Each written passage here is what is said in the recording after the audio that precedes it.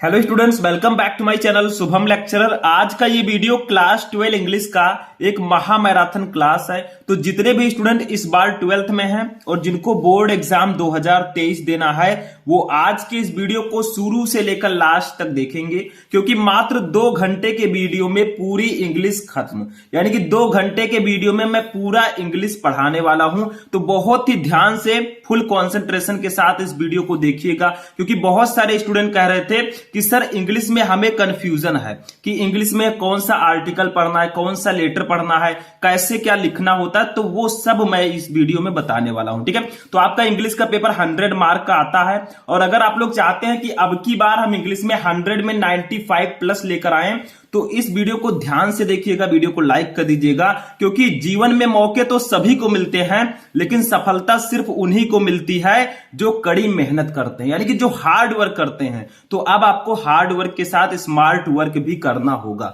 अब ये वीडियो इतना ज्यादा इंपॉर्टेंट क्यों है? देखिए, ये एक महा मैराथन क्लास है। सिर्फ एक ही वीडियो को अगर आप देख कर जाएंगे आप इंग्लिश में बहुत ही अच्छे नंबर से पास होंगे, क्योंकि इस वीडियो में मैं आपको सेक्शन ए, देखिए आपका इंग्लिश का जो पेपर होगा वो section A B C D 4 section में डिवाइड होगा। तो चारों सेक्शन हम इस वीडियो में पढ़ेंगे, यानी कि section A, section B, section C and section D. ठीक है, इन वन वीडियो, यानी कि एक ही वीडियो में। देखिए, ये वीडियो आपको बार बार नहीं मिलेगा, ना तो आपको कोई ऐसा बताएगा जैसा मैं इस वीडियो में बताने वाला हूं। ठीक है, तो सेक्शन ए में आपका रीडिंग होता है, सेक्शन बी में राइटिंग होता है, सेक्शन सी में ग्रामर होता है, सेक्शन डी में आपका लिटरेचर होता है। ठीक है, तो क्या क्या हम इस वीडियो में पढ़ेंगे सबसे पहले उसको डिस्कस कर लेते हैं। देखिए, वीडियो को सबसे पहले आप लोग लाइक कर दीजिएगा, क्योंकि जितना ज्यादा लाइक आएगा उतना ज्यादा मोटिवेशन मिलेगा और मैं आपके लिए और भी सब्जेक्ट की वीडियो लाऊंगा। ठीक है, और जितने भी स्टूडेंट चैनल पर नए, चैनल को भी सब्सक्राइब कर लेंगे। देखिए क्या क्या पढ़ेंगे। सेक्शन ए सबसे पहले हम देखेंगे, जिसमें आता है रीडिंग सेक्शन। ठीक है, रीडिंग सेक्शन जो आपका है ये 15 नंबर का टोटल आता है, यानी कि 15 नंबर का ये होता है। इसमें एक अनसीन पैसेज आपको दिया जाएगा। ठीक है, अनसीन पैसेज दिया जाएगा, उसके नीचे क्वेश्चंस रहेंगे, उसका आंसर आपको लिखना होगा, 15 नंबर आपको मिल जाएगा। अब आप लोग कहेंगे सर कैसे लिखना है, तो वो तो मैं अभी आपको आगे बताऊंगा, क्योंकि ये मैराथन क्लास है, इसमें मैं एक एक को सबको बताऊंगा स्टेप बाय स्टेप। ठीक है, उसके बाद आता है सेक्शन बी। सेक्शन बी आपका होता है टोटल 20 नंबर का। इसमें क्या क्या होता है देखिए, आर्टिकल राइटिंग रहेगा और लेटर राइटिंग रहेगा। ठीक है, आर्टिकल कैसे लिखते हैं अभी मैं बताऊंगा, एक टॉपिक पर मैं आर्टिकल भी लिखकर बताऊंगा, और लेटर कैसे लिखते हैं बोर्ड एग्जाम में, क्योंकि लेटर में कंफ्यूजन रहती है स्टूडेंट को, तो लेटर कैसे लिखते हैं वो भी मैं आपको बताऊंगा। ठीक है, अब आते हैं सेक्शन सी पर। देखिए सेक्शन सी हमारा क्या है, सेक्शन सी हमारा है ग्रामर एंड ट्रांसलेशन। ठीक है, इसमें क्या रहेगा, ग्रामर के क्वेश्चन रहेंगे और ट्रांसलेशन रहेगा, एक हिंदी टू इंग्लिश ट्रांसलेशन। ठीक है, इसको भी हम पढ़ेंगे। ग्रामर में क्या क्या पढ़ेंगे देखिए, direct and indirect narration, synthesis of sentences, transformation of sentences, syntax, idioms and phrases, antonyms, synonyms, one word substitution, homophones and at least हम हिंदी टू इंग्लिश ट्रांसलेशन पढ़ेंगे। देखिए ग्रामर पोर्शन जो आपका है ये टोटल कितने नंबर का होता है, ये टोटल 25 मार्क्स का होता है, 25 नंबर का। ठीक है, तो इसमें आपको ये सब टॉपिक पढ़ने होते हैं, सबके हम 3-3 क्वेश्चन अभी पढ़ेंगे ताकि कोई प्रॉब्लम आपको ना हो। ठीक है, और एटलीस्ट हमारा जो सेक्शन डी है, सेक्शन डी है लिटरेचर।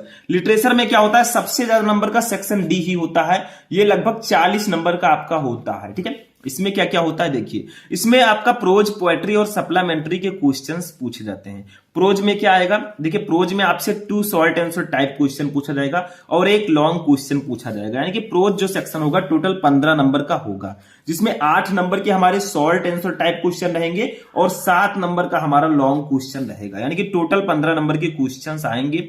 इसको भी मैं अभी बताऊंगा, 2 शॉर्ट क्वेश्चन और एक लॉन्ग क्वेश्चन भी मैं बताने वाला हूं। ठीक है, यानी कि पूरा पेपर आपका इंग्लिश में इसी में सॉल्व होगा। उसके बाद में पोएट्री इसमें रहेगा। पोएट्री देखिए, प्रोज से 15 नंबर के क्वेश्चन आएंगे, पोएट्री से 10 नंबर के क्वेश्चन आएंगे, 10 नंबर। इसमें एक स्टैंजा रहेगा जो कि 6 मार्क्स का रहेगा एंड एक सेंट्रल आइडिया रहेगा जो कि 4 मार्क्स का। 6 + 4 = 10। ठीक है, टोटल ये 10 मार्क्स का होगा। कैसे सॉल्व करना है आपको स्टैंजा, कौन सा सेंट्रल आइडिया पढ़ना है, सेंट्रल आइडिया लिखना कैसे है, वो सब इस मैराथन क्लास में हम डिस्कस करेंगे। ठीक है, तो ध्यान से बैठिएगा। उसके बाद में सप्लीमेंट्री रीडर पर आते हैं। ठीक है, ये हमारे बोर्ड एग्जाम में 15 नंबर का आएगा, प्रोज की तरह इसमें भी आएगा, यानी कि 2 शॉर्ट आंसर टाइप क्वेश्चन रहेगा 8 नंबर का और एक लॉन्ग क्वेश्चन रहेगा 7 नंबर का। ठीक है, टोटल ये भी 15 मार्क्स का ये रहेगा। ठीक है, तो ये तो आपको समझ में आ गया कि क्या क्या हम इस वीडियो में पढ़ेंगे। ठीक है, तो इस प्रकार से हम पूरा इसमें पढ़ने वाले हैं कि इंग्लिश का एक महामैराथन क्लास है। 2 घंटे की ये क्लास चलेगी, ठीक है, क्योंकि अब आपके पास ज्यादा टाइम नहीं है। 2 घंटे की क्लास अगर आप नहीं देख सकते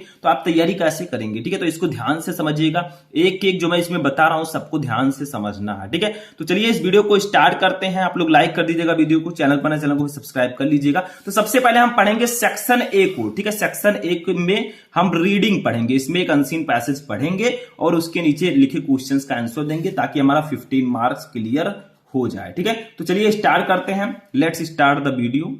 सेक्शन ए में रीडिंग सेक्शन होता है, ठीक है, और इसमें हमारा अनसीन पैसेज आता है।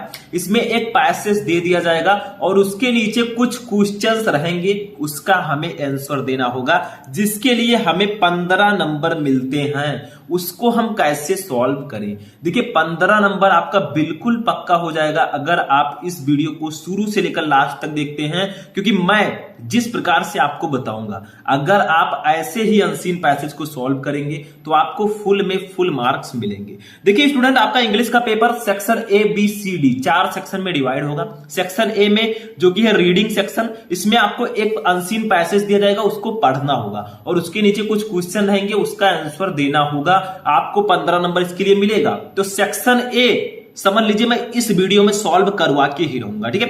तो देखिए कंप्रेहेंशन ऑफ अनसीन पैसेज, ठीक है, कैसे दिया जाएगा। सबसे पहले पैसेज को हम देखते हैं। देखिए जब भी आपके बोर्ड एग्जाम में आएगा, पहले पैसेज को आप ध्यान से पढ़िएगा। देखिए ये आपका पैसेज है, पहले हम इसको अच्छे से पढ़ लेते हैं, फिर इसके नीचे क्वेश्चन रहेंगे। देखिए यहां पर क्वेश्चन है, ठीक है, ये आपका 1 2 3 4 5 करके क्वेश्चन है, इसके लिए आपको 15 नंबर मिलेगा। लेकिन क्वेश्चन का आंसर तभी आप दे पाएंगे जब इस पैसेज को ध्यान से पढ़ेंगे। तो चलिए इसको पढ़ते हैं। देखिए क्या है, हिंदी मीनिंग के साथ मैं बताऊंगा, क्योंकि जो भी चीज मैं बताता हूं वो बच्चों को हमेशा के लिए समझ में आ जाता है। तो आप लोग वीडियो को लाइक कर दीजिएगा अगर आप लोग चाहते हैं कि ऐसे ही मैं सेक्शन बी, जिसमें आर्टिकल और लेटर होता है, उसका भी वीडियो लाऊं एक वीडियो में। तो आप लोग इस वीडियो को ज्यादा से ज्यादा लाइक करें, चैनल पर नए चैनल को सब्सक्राइब कर ले और तबाही मचा दें, ठीक है। देखिए सबसे पहले देखिए क्या है, life is not a bed of roses but ये बेड ऑफ थॉर्न्स। देखिए लाइफ इज नॉट ये बेड ऑफ रोजेज, जो हमारा जीवन है वो गुलाबों की सेज नहीं है, बट ये बेड ऑफ थॉर्न,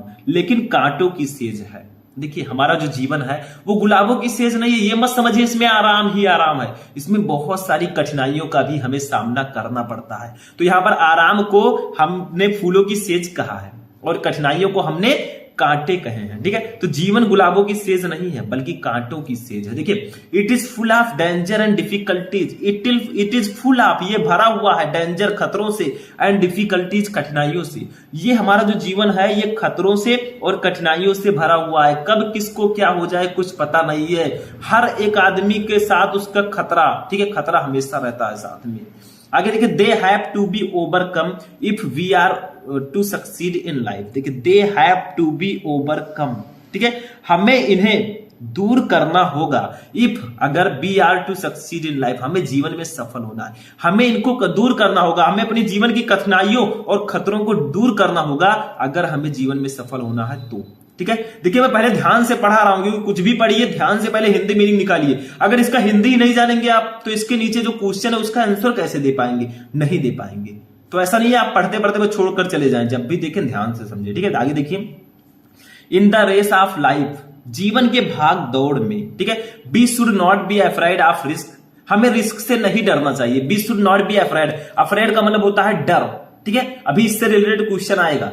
तो हमें रिस्क से नहीं डरना चाहिए, ठीक है, हमें जोखिम से नहीं डरना चाहिए। व्हिच इज बट नेचुरल, ये स्वाभाविक है, ये जो है स्वाभाविक है। जो रिस्क है ये स्वाभाविक है, रिस्क होता है। अगर आप रिस्क लेते रहे तो एक दिन बहुत आगे जाएंगे, ठीक है। तो यहां पर कहा जा रहा है, in the race of life we should not be afraid of risk which is but natural, यानी कि जीवन का के दौड़ में हमें उस जोखिम से नहीं डरना चाहिए जो स्वाभाविक है, ठीक है। Success in any work in life goes to those person who welcome risk. Success in any work in life, सफलता आपको तभी अपने जीवन में मिलती है, ठीक है, यह सफलता उन्हीं व्यक्तियों को मिलती है, goes to those person who welcome risk, जो जोखिम का स्वागत करते हैं, जो रिस्क को वेलकम करते हैं, आइए निपट लेंगे आपसे भी, ठीक है। तो यहां पर कहा जा रहा है कि जीवन में किसी भी कार्य में सफलता उन्हीं व्यक्तियों को मिलेगी जो जीवन का स्वागत करते हैं, ठीक है, उन्हीं व्यक्तियों को मिलती है। आगे देखिए, science would not have made such wonderful achievement if our scientist had not risked their lives and comfort. देखिए क्या कहा जा रहा है, बहुत प्यारी लाइन है। Science would not have made such wonderful achievement, यानी कि जो हमारा वैज्ञानिक है, हमारे जो वैज्ञानिक हैं वो इतनी सुख सुविधाओं को, ठीक है, यानी कि वे इतनी अद्भुत उपलब्धियां हासिल नहीं कर पाते। देखिए वंडरफुल अचीवमेंट, अद्भुत उपलब्धियां, तो जो हमारे विज्ञान है वो इतनी अद्भुत उपलब्धियां हासिल नहीं कर पाती इफ अगर our scientist had not risk their lives and comfort. हमारे जो वैज्ञानिक हैं उन्होंने अपनी सुख सुविधाओं को रिस्क में, यानी कि सुख सुविधाओं को जोखिम में ना डाला होता। इसका मतलब क्या है, science would not have made such wonderful achievement if our scientist had not risk their lives and comfort.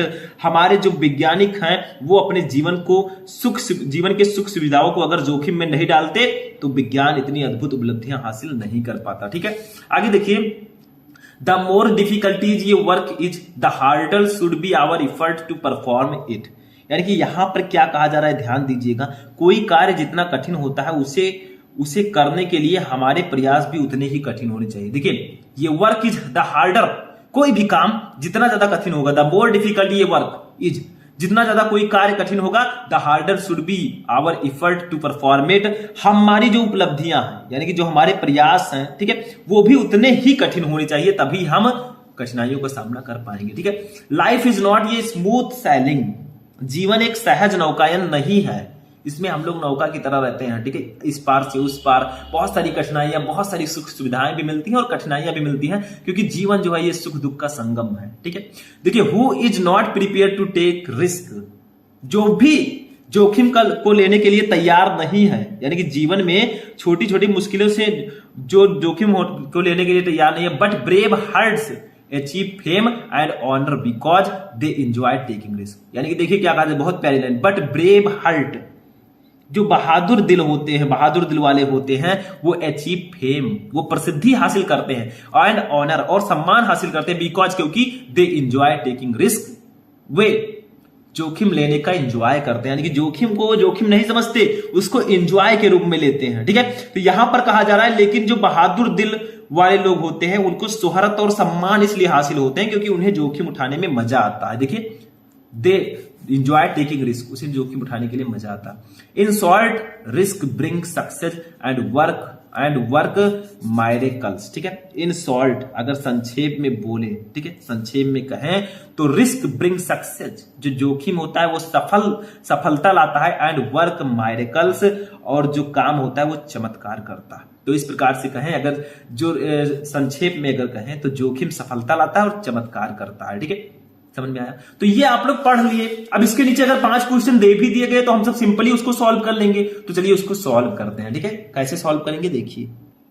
तो देखिए, सबसे पहला क्वेश्चन क्या है, यहां पर आपको देखना है। देखिए, क्वेश्चन है, हाउ इज मैन्स लाइफ, यानी कि जो आदमी है, जो मनुष्य, उनका जीवन कैसा है। तो देखिए, इसी में दिया गया है, ये देखिए, it is full of danger and difficulties, यह खतरों से और कठिनाइयों से भरा है। बस हो गया हमारा आंसर। अब चलिए पहले का आंसर लिखते हैं। देखिए, एक एक का आंसर लिखेंगे। इसमें जो क्वेश्चन है, पहला क्वेश्चन जो होगा ये कितने नंबर का रहेगा मेरे दोस्त, 3 नंबर का रहेगा। ठीक है, दूसरा क्वेश्चन जो रहेगा ये भी 3 नंबर का रहेगा, तीसरा क्वेश्चन जो रहेगा ये भी 3 नंबर, चौथा भी 3 नंबर, और पांचवा भी वोकेबुलरी रहेगी 3, ये भी 111 नंबर के, यानी कि 3 नंबर के ये भी रहेंगे। ठीक है, तो देखिए पहला क्वेश्चन है, हाउ इज मैन्स लाइफ, जो आदमी का जीवन है वो कैसा है। तो यहां पर मैं आंसर लिख रहा हूं, आपको प्रश्नोत्तर संख्या डालकर लिखना होगा, लेकिन मैं आपके साथ अच्छे से लिखूंगा। ठीक है, आप ध्यान दीजिएगा। देखिए, man's life is not easy, जो मनुष्य का जीवन है वो आसान नहीं है। It is full of dangers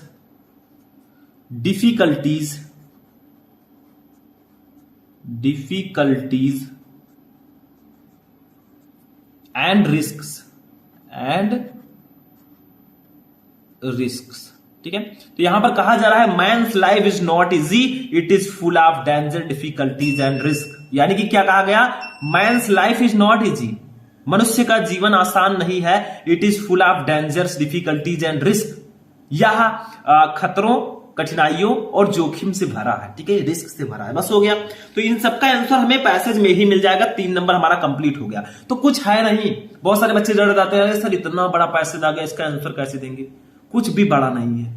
अगर आप लोग चाहे तो बड़ी से बड़ी चीज को भी छोटा बना सकते हैं, या छोटी से छोटी चीज को भी बड़ा बना सकते हैं। देखिए दूसरा क्वेश्चन है, what should we do to succeed in life. यानी कि अगर हमें अपने जीवन में सक्सेस होना है तो क्या करना चाहिए, जीवन में सफल होने के लिए हमें क्या करना चाहिए, ठीक है। तो इसका भी आंसर हमें इसी में मिल जाएगा। देखिए कहां लिखा है, ध्यान दीजिए, इसमें हम लोग ढूंढते हैं, ठीक है। अगर हमें जीवन में सफल होना है तो क्या करना चाहिए, ठीक है, चलिए ढूंढते हैं। तो देखिए अभी हमने पैसेज पढ़ा, हमें बहुत सारी चीजें मिली। देखिए हमें जीवन में सफल होने के लिए क्या करना चाहिए, मैंने बताया था अगर हमें जीवन में सफल होना है तो हमें जोखिम उठाना होगा और अपने जो कंफर्टेबल फीलिंग है, यानी कि अपने सुख सुविधाओं का त्याग करना होगा। तो आप लिख सकते हैं to succeed in life we should take risk, क्योंकि देखिए बहुत जगह यहां पर कहा गया है कि हमें रिस्क लेना चाहिए। देखिए यहां पर क्या है, बहुत सारी चीजें हैं कि रिस्क लेना। देखो we should not be afraid of risk which is but natural, हमें जो है रिस्क लेने से नहीं डरना चाहिए। नीचे भी यही कहा गया है, देखिए बहुत सारी चीजें कहा गया है, who is not prepare to take risk, ठीक है, यानी कि हमें रिस्क लेना चाहिए। इंसॉल्ट रिस्क ब्रिंग सक्सेस, क्या लिखा है, इंसॉल्ट रिस्क ब्रिंग सक्सेस, जोखिम जो है वो हमें सफलता प्रदान करता है। तो हमें सक्सेस होने के लिए क्या करना चाहिए, हमें रिस्क लेना चाहिए, रिस्क लेने से नहीं डरना चाहिए और हमें अपने कंफर्ट का त्याग करना चाहिए। तो उसका भी आंसर हम यहां पर लिखेंगे दूसरा, what should we do to succeed in life, हमें सक्सेस होने के लिए क्या करना चाहिए। तो देखिए यहां पर मैं लिखता हूं, ठीक है, दूसरा ऐसे डालेंगे, आप लोग ध्यान से अच्छे से कॉपी में लिखेगा। तो देखिए टू सक्सीड इन लाइफ, ठीक है, बी शुड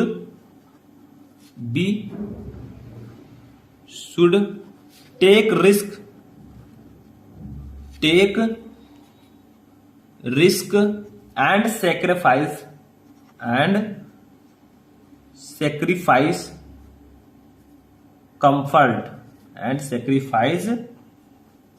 कंफर्ट, ठीक है। इसका मतलब क्या होगा, देखिए to succeed in life we should take risk and sacrifice comfort, यानी कि जीवन में सफल होने के लिए हमें जोखिम उठाना चाहिए, रिस्क से नहीं डरना चाहिए बिल्कुल भी, ठीक है, एंड सैक्रिफाइस कंफर्ट, और हमें जो है आराम का त्याग करना चाहिए, क्योंकि जितना ज्यादा आराम आप ढूंढेंगे उतनी जल्दी उतनी ही देर में आप सफल होंगे, क्योंकि आराम हराम है, ठीक है। आपको रिस्क लेना पड़ेगा जिंदगी में, तभी आप बहुत ज्यादा आगे जा पाएंगे, ठीक है। तो दूसरा क्वेश्चन का भी हो गया।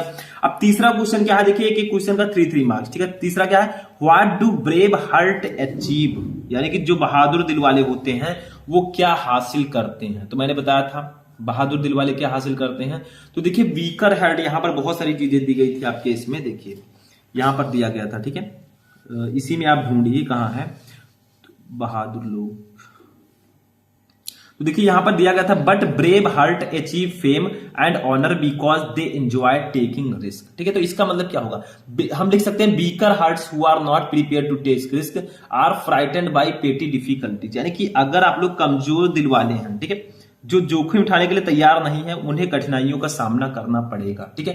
तो यहां पर कहा गया है, देखिए तीसरा क्वेश्चन हमारा कुछ दूसरा है, देखिए क्या है, ये तीसरा क्वेश्चन है, इसको ध्यान दीजिए, मैंने चौथा पढ़ दिया था। देखिए who are frightened by petty difficulties, ठीक है, यानी कि छोटी छोटी मुश्किलों से कौन डरता है।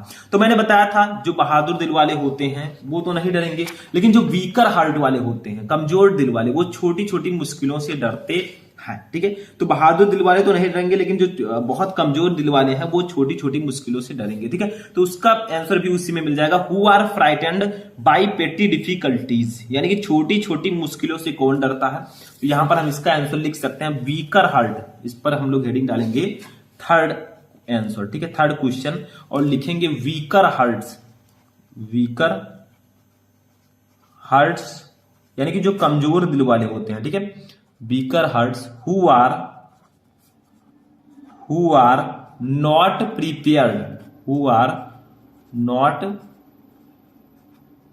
prepared to take risk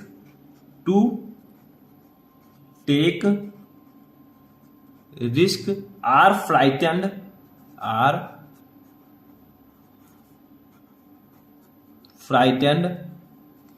by petty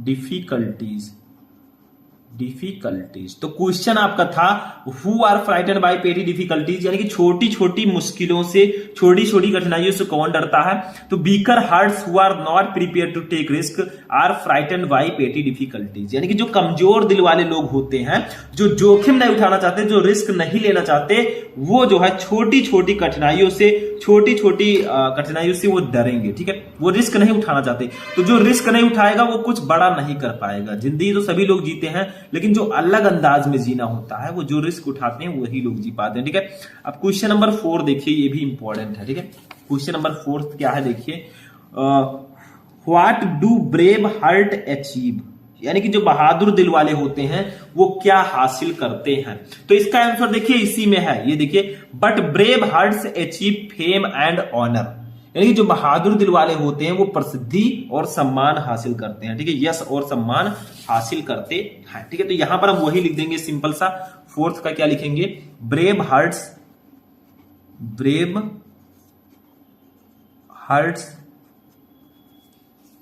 achieve fame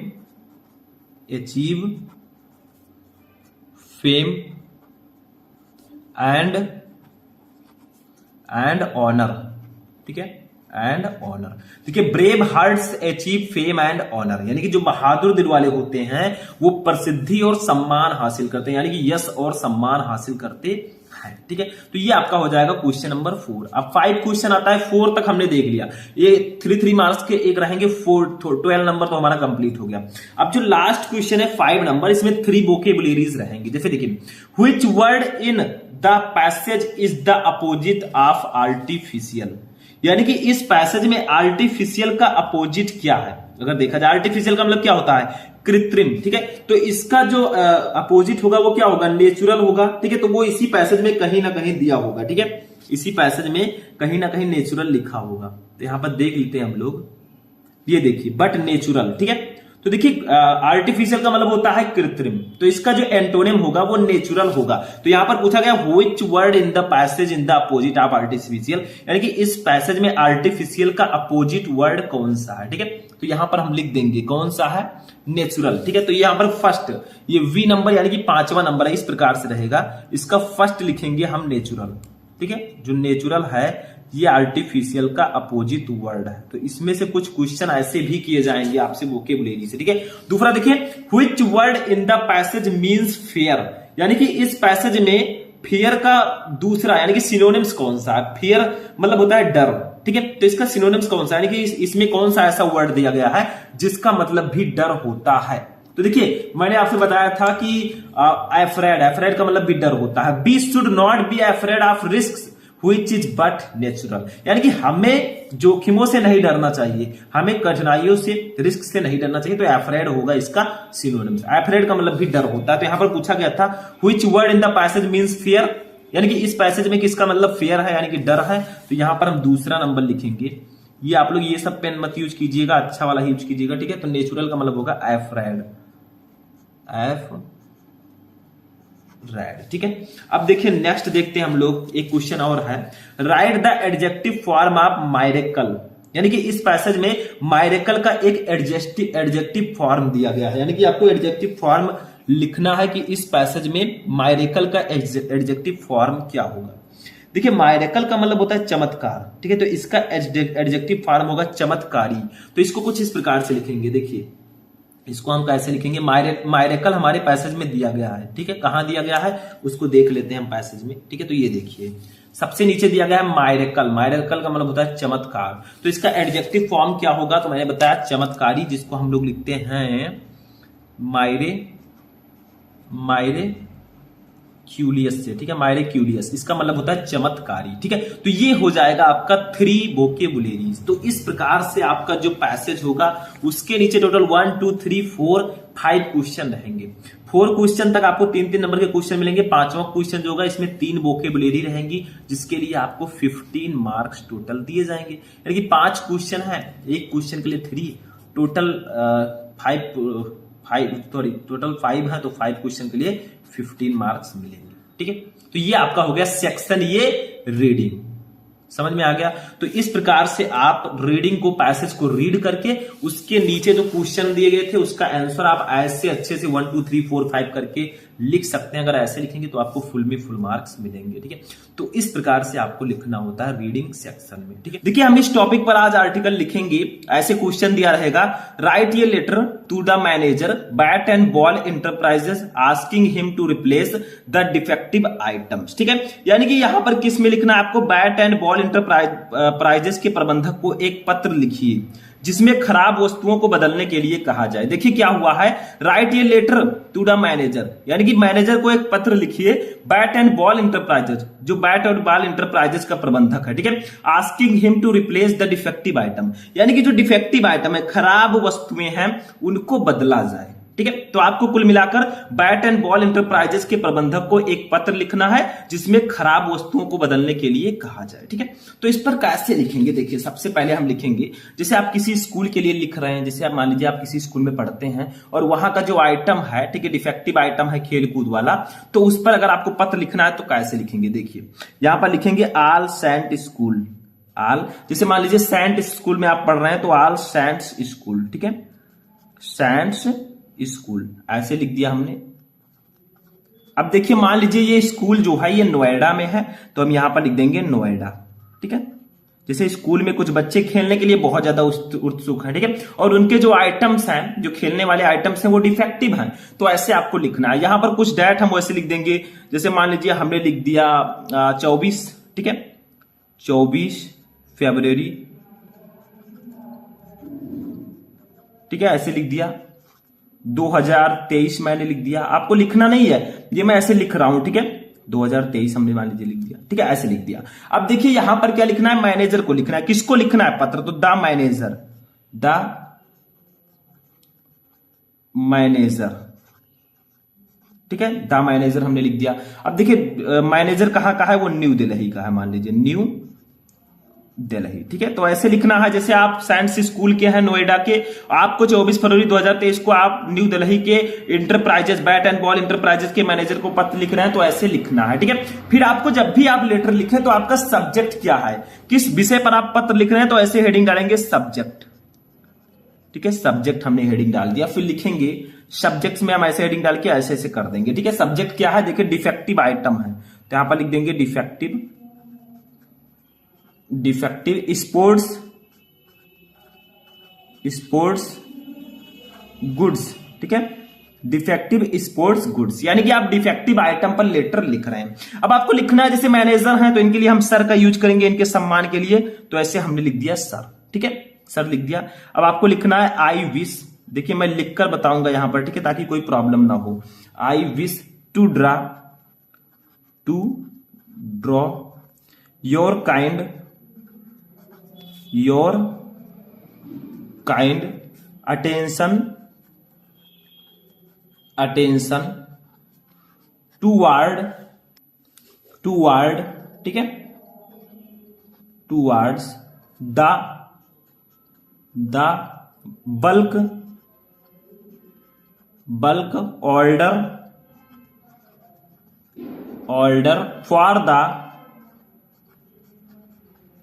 for the supply, ठीक है। देखिए मैं अभी लिख रहा हूं आपको, देखिए अभी मैं हिंदी मीनिंग भी बताऊंगा, ऊपर मैंने क्या लिखा है उसको आप लोग ध्यान दीजिएगा, अभी मैं इसका हिंदी मीनिंग भी बताऊंगा। ऑफ क्रिकेट किट्स, जैसे मान लीजिए क्रिकेट का जो सामान है उसमें कोई खराबी है, तो यहां पर लिखेंगे क्रिकेट किट्स, ठीक है। देखिए मेरे यहां पर स्पेस थोड़ा कम है, आपकी कॉपी में स्पेस होगा, ठीक है, सिर्फ आपको लिखना होगा। फुटबॉल्स, मान लीजिए फुटबॉल का जो है उसमें भी कुछ खराबी है, ठीक है। वॉलीबॉल्स, तो यहां पर वॉलीबॉल भी लिख देंगे, वॉलीबॉल्स, ठीक है। एंड द नेट्स, ठीक है, which I received on,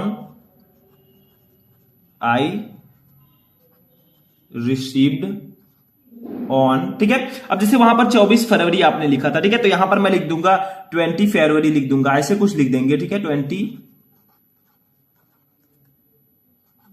फरवरी, ठीक है, 2023, ऐसे मैंने लिख दिया। तो देखिए इसका मतलब क्या होगा, सबसे पहले अभी और भी लिखना है। देखिए मैंने लिखा कि किस स्कूल से हैं आप, कब आपने लिखा ये पत्र मैनेजर को। सब्जेक्ट में डिफेक्टिव स्पोर्ट्स गुड, यानी कि जो खेलने के सामान है उसमें डिफेक्ट है, उसमें कुछ गड़बड़ी है, ठीक है, उसमें क्या है, खराबी है, यानी कि उसमें कुछ जो सामान है वो डिफेक्टिव है। तो लिखेंगे sir I wish to draw your kind attention toward the bulk order for the supply of cricket kits, footballs, volleyballs and the nets which I received on 22 February 2023, ठीक है। यानी कि I wish to draw your kind attention, मैं आपका ध्यान जो है आकर्षित करना चाहूंगा टुवर्ड द बल्क ऑर्डर, यानी कि थोक, जो थोक वाले आदेश हैं, for the supply of cricket kits, यानी कि क्रिकेट किट्स की सप्लाई, ठीक है, फुटबॉल्स की, वॉलीबॉल्स की एंड द नेट्स, और नेट्स की, ठीक है, which I received on 22 February 2023, यानी कि मैं आपका ध्यान क्रिकेट किट, फुटबॉल की आपूर्ति के थोक आदेश की ओर आकर्षित करना चाहूंगा, जिसमें वॉलीबॉल और नेट्स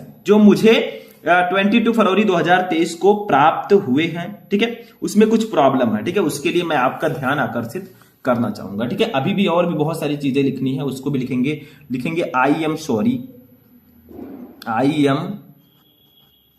सॉरी, ठीक है, to inform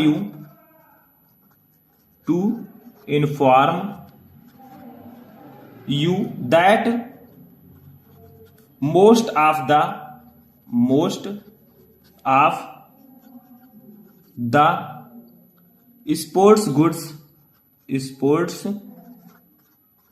goods received at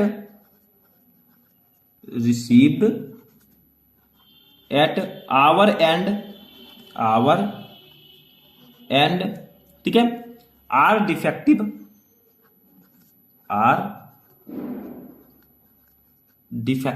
ठीक है, and substandard,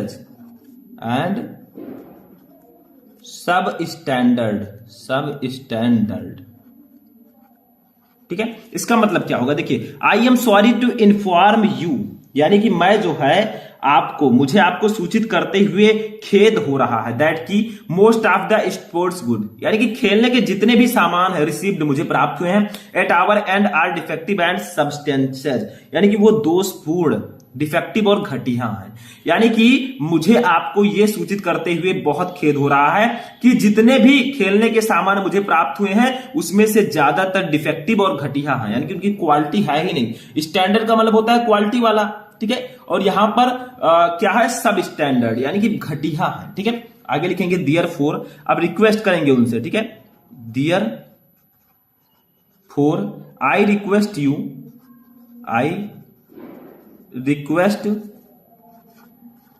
you to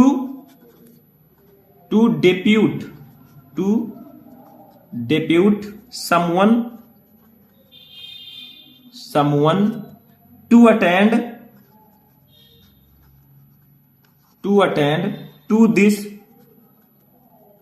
this complaint and replace, यानी कि आप रिप्लेस करने के लिए उनसे क्या करेंगे, उनसे रिक्वेस्ट करेंगे, ठीक है। तो रिप्लेस द डिफेक्टिव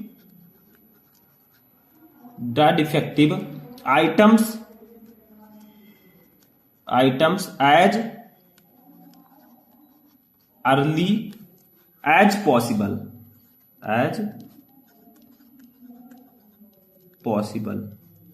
ठीक है। तो यहां पर इसका मतलब क्या होगा, देयरफॉर आई रिक्वेस्ट यू, अतः मैं आपसे अनुरोध करता हूं, that key to depute someone to attend, यानी कि इसको बदलने के लिए नियुक्त करें किसी को, ठीक है, टू दिस कंप्लेंट, इस शिकायत के लिए, and replace the defective item, और इन डिफेक्टिव आइटम को रिप्लेस कीजिए, उसके जगह पर दूसरा दीजिए, एज अर्ली एज पॉसिबल, जितना जल्दी हो सके। तो यहां पर क्या किया जा रहा है, इसलिए मैं आपसे अनुरोध करता हूं कि इस शिकायत पर ध्यान देने के लिए किसी को नियुक्त करें। देखिए आई रिक्वेस्ट यू, मैं आपसे रिक्वेस्ट करता हूं to depute someone to attend this complaint, यानी कि इस शिकायत को, इस जो मैं शिकायत कर रहा हूं इस पर ध्यान देने के लिए किसी को नियुक्त करें, और and replace the defective items as early as possible, और इन सभी वस्तुओं को जल्दी से बदलिए, जितना जल्दी हो सके, यानी कि एज सून एज पॉसिबल का मतलब जितना जल्दी हो सके उतनी जल्दी इसको बदलिए, ठीक है। अब हो गया इतना, तो आपने रिक्वेस्ट भी कर दिया लेटर में। अब क्या करेंगे, हम लिखेंगे लास्ट में, ठीक है, लास्ट में क्या लिखेंगे, थैंक यू लास्ट में लिखना जरूरी है, थैंकिंग यू, ठीक है, थैंकिंग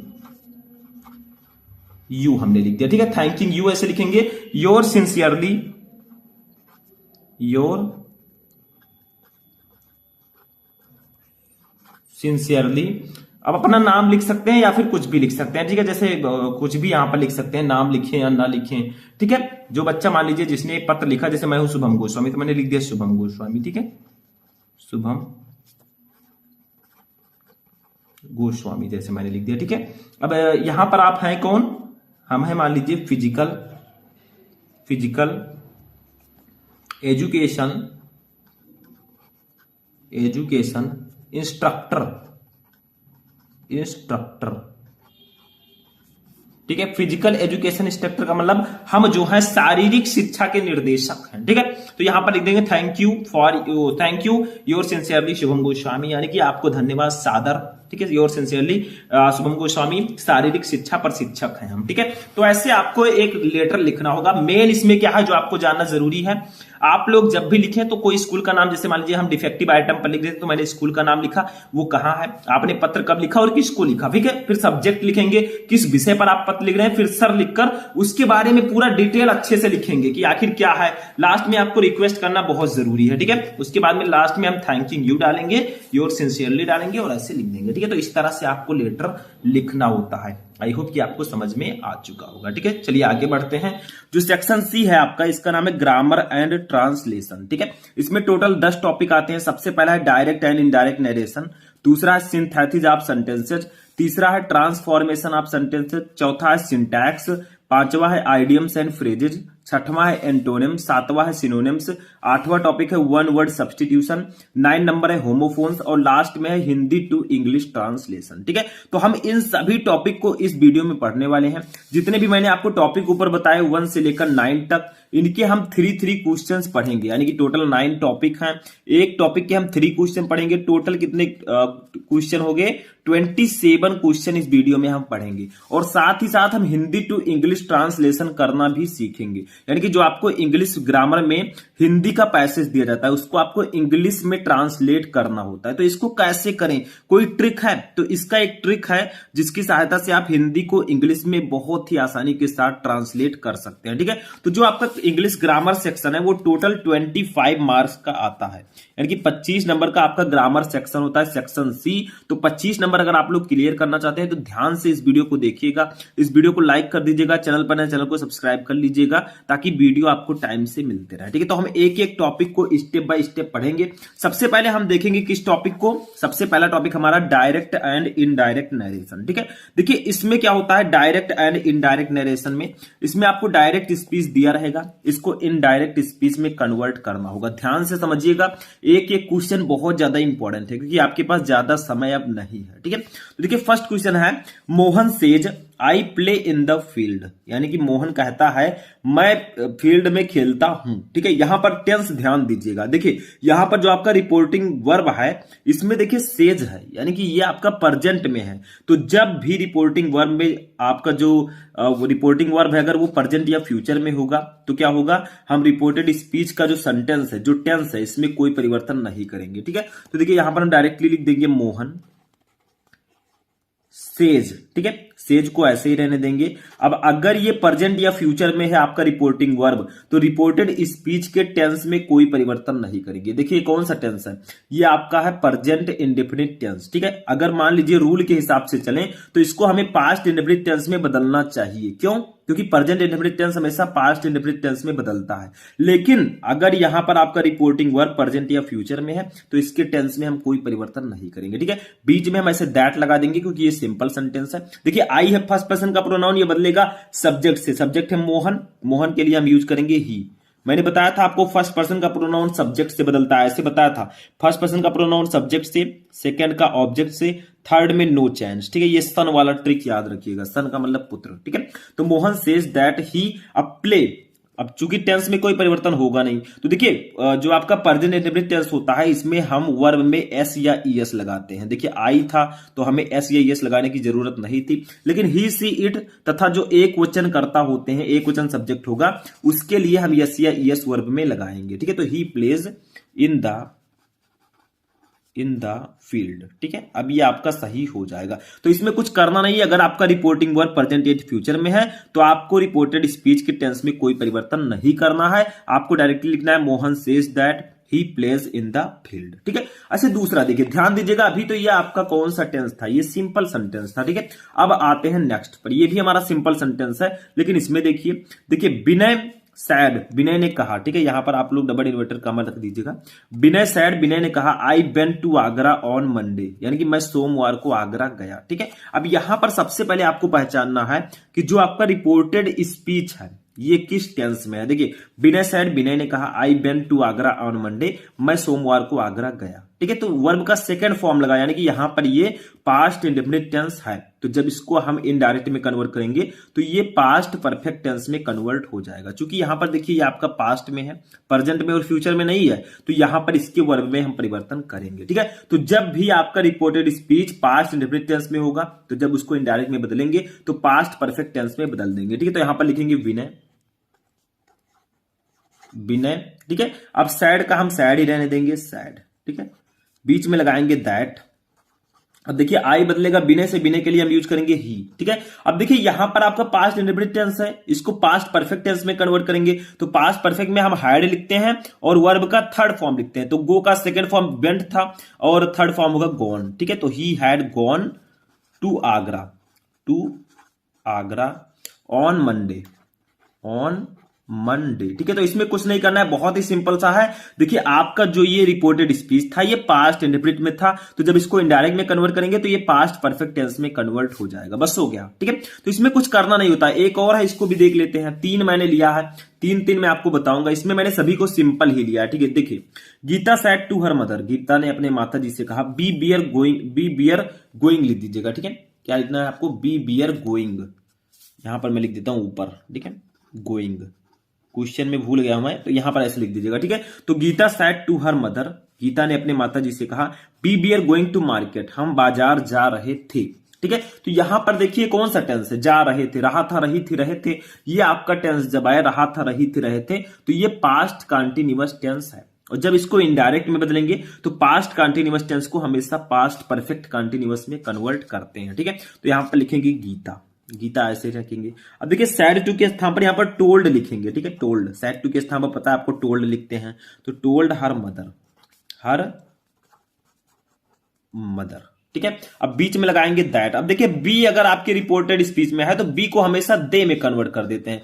बी का मतलब हम का मतलब कई लोग हैं। ठीक है, तो जब इसको बदलेंगे तो दे लिख देंगे। ठीक है, तो दे। अब देखिए यहां पर ध्यान दीजिए, क्योंकि ये आपका पास्ट परफेक्ट कंटीन्यूअस टेंस में बदलेगा। पास्ट परफेक्ट कंटीन्यूअस टेंस में हम हैड लगाते हैं, बीन लगाते हैं। ठीक है, और वर्ब में आईएनजी लगाते हैं। तो वर्ब है गोइंग, तो गोइंग ऐसे रहेगा। ठीक है, had been going to market. अब ये सही हो जाएगा। इस प्रकार से आपको इसे इनडायरेक्ट में कन्वर्ट करना होगा। ठीक है, तो Gita told her mother that they had been going to market. ठीक है, तो यहां पर पास्ट कंटिन्यूअस टेंस जो है वो पास्ट परफेक्ट कंटिन्यूअस टेंस में कन्वर्ट हो जाएगा। और पास्ट परफेक्ट कंटिन्यूअस में हम हैड बीन प्लस वर्ब में आईएनजी यूज करते हैं। ठीक है, आपने पढ़ा होगा। तो ये 3 क्वेश्चन थे डायरेक्ट एंड इनडायरेक्ट नरेशन के। आई होप कि आपको समझ में आ चुका होगा। देखिए जो स्टूडेंट अच्छे से तैयारी कर रहे हैं उनको तो समझ में आ जाएगा, क्योंकि बहुत ही सिंपल से क्वेश्चंस थे। ठीक है, और भी बहुत सारे क्वेश्चन मैं आपको बताऊंगा आगे। तो फर्स्ट टॉपिक के 3 क्वेश्चन हो चुके हैं। चलिए नेक्स्ट टॉपिक देखते हैं। अब देखिए नेक्स्ट टॉपिक हमारा सिंथेसिस ऑफ सेंटेंसेस। सिंथेसिस का मतलब क्या होता है, 2 या 2 से अधिक सेंटेंसेस को जोड़कर एक सेंटेंस बनाना, लेकिन मीनिंग नहीं बदलना चाहिए। यानी कि आप लोगों को क्या करना है, जैसे यहां पर 2 सेंटेंस दिए गए हैं। देखिए ही वर्क्स वेरी हार्ड, वह बहुत कठिन परिश्रम करता है या वह बहुत मेहनत करता है। ही will definitely succeed in his life, वह अपने जीवन में अवश्य सफल होगा। ठीक है, डेफिनेटली यानी कि निश्चित रूप से या अवश्य सफल होगा। ठीक है, इन दोनों सेंटेंस को देखिए, 2 सेंटेंस है, एक आपका ये और एक ये। ठीक है, दोनों को जोड़कर एक सेंटेंस बनाना है। वो भी कौन सा सेंटेंस, सिंपल सेंटेंस, ब्रेकेट में दिया रहेगा। दोनों को जोड़कर उसी सेंटेंस में आपको कन्वर्ट करना होगा। ठीक है, बस इतना करना है, लेकिन मीनिंग नहीं बदलना चाहिए। तो इसको कैसे लिखेंगे, देखिए वह बहुत कठिन परिश्रम करता है, वह अपने जीवन में अवश्य सफल होगा, या वह अपने जीवन में निश्चित रूप से सफल होगा। तो यहां पर इसे सिंपल में बदलना है। कैसे बदलेंगे, तो कुछ करना नहीं है। देखिए यहां पर ऐसे लिखेंगे ही वर्क्स सो हार्ड। ठीक है, सो हार्ड, वह इतना कठिन परिश्रम करता है, दैट की he will definitely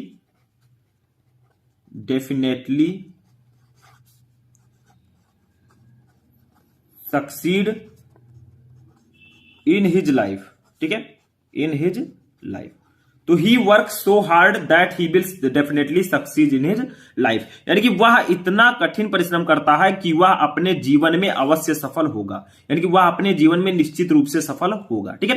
तो यहां पर मैंने क्या किया, यहां पर सो का यूज कर दिया, यहां पर दैट का, ठीक है। बस ये आपका सिंपल सेंटेंस में कन्वर्ट हो चुका है। ऊपर भी वही था, वह बहुत कठिन परिश्रम करता है, वह अपने जीवन में अवश्य सफल होगा। नीचे क्या है, he work so hard that he will definitely succeed in his life, ठीक है। यानी कि वह बहुत कठिन परिश्रम करता है, वह इतना कठिन परिश्रम करता है कि वह अपने जीवन में अवश्य सफल होगा, ठीक है। तो दोनों में कोई डिफरेंस नहीं है, जो ऊपर कहा जा रहा है वही नीचे भी कहा जा रहा है, सिर्फ मैंने इसको सिंपल सेंटेंस में कन्वर्ट कर दिया और एक ही यहां पर फुल स्टॉप लगा है, यानी कि ये एक सेंटेंस में कन्वर्ट हो चुका है। ऐसे दूसरा देखिए, दूसरा हमारा क्या है, एक लड़की के बारे में बात किया जा रहा है। देखिए, she studies in a convent school, वह एक कॉन्वेंट स्कूल में पढ़ती है। She always come first in her class, वह हमेशा अपने क्लास में प्रथम आती है, ठीक है। यानी कि वह कॉन्वेंट स्कूल में पढ़ती है, वह हमेशा अपने क्लास में प्रथम आती है। इसको बदलना है कॉम्प्लेक्स सेंटेंस में, ठीक है। कैसे बदलेंगे, तो इसको इस प्रकार से लिख देंगे। देखिए, सी ऑलवेज, पहले इसको लिख देंगे, सी ऑलवेज कम, दूसरे सेंटेंस को हम पहले लिख देंगे, कोई प्रॉब्लम नहीं है आपको,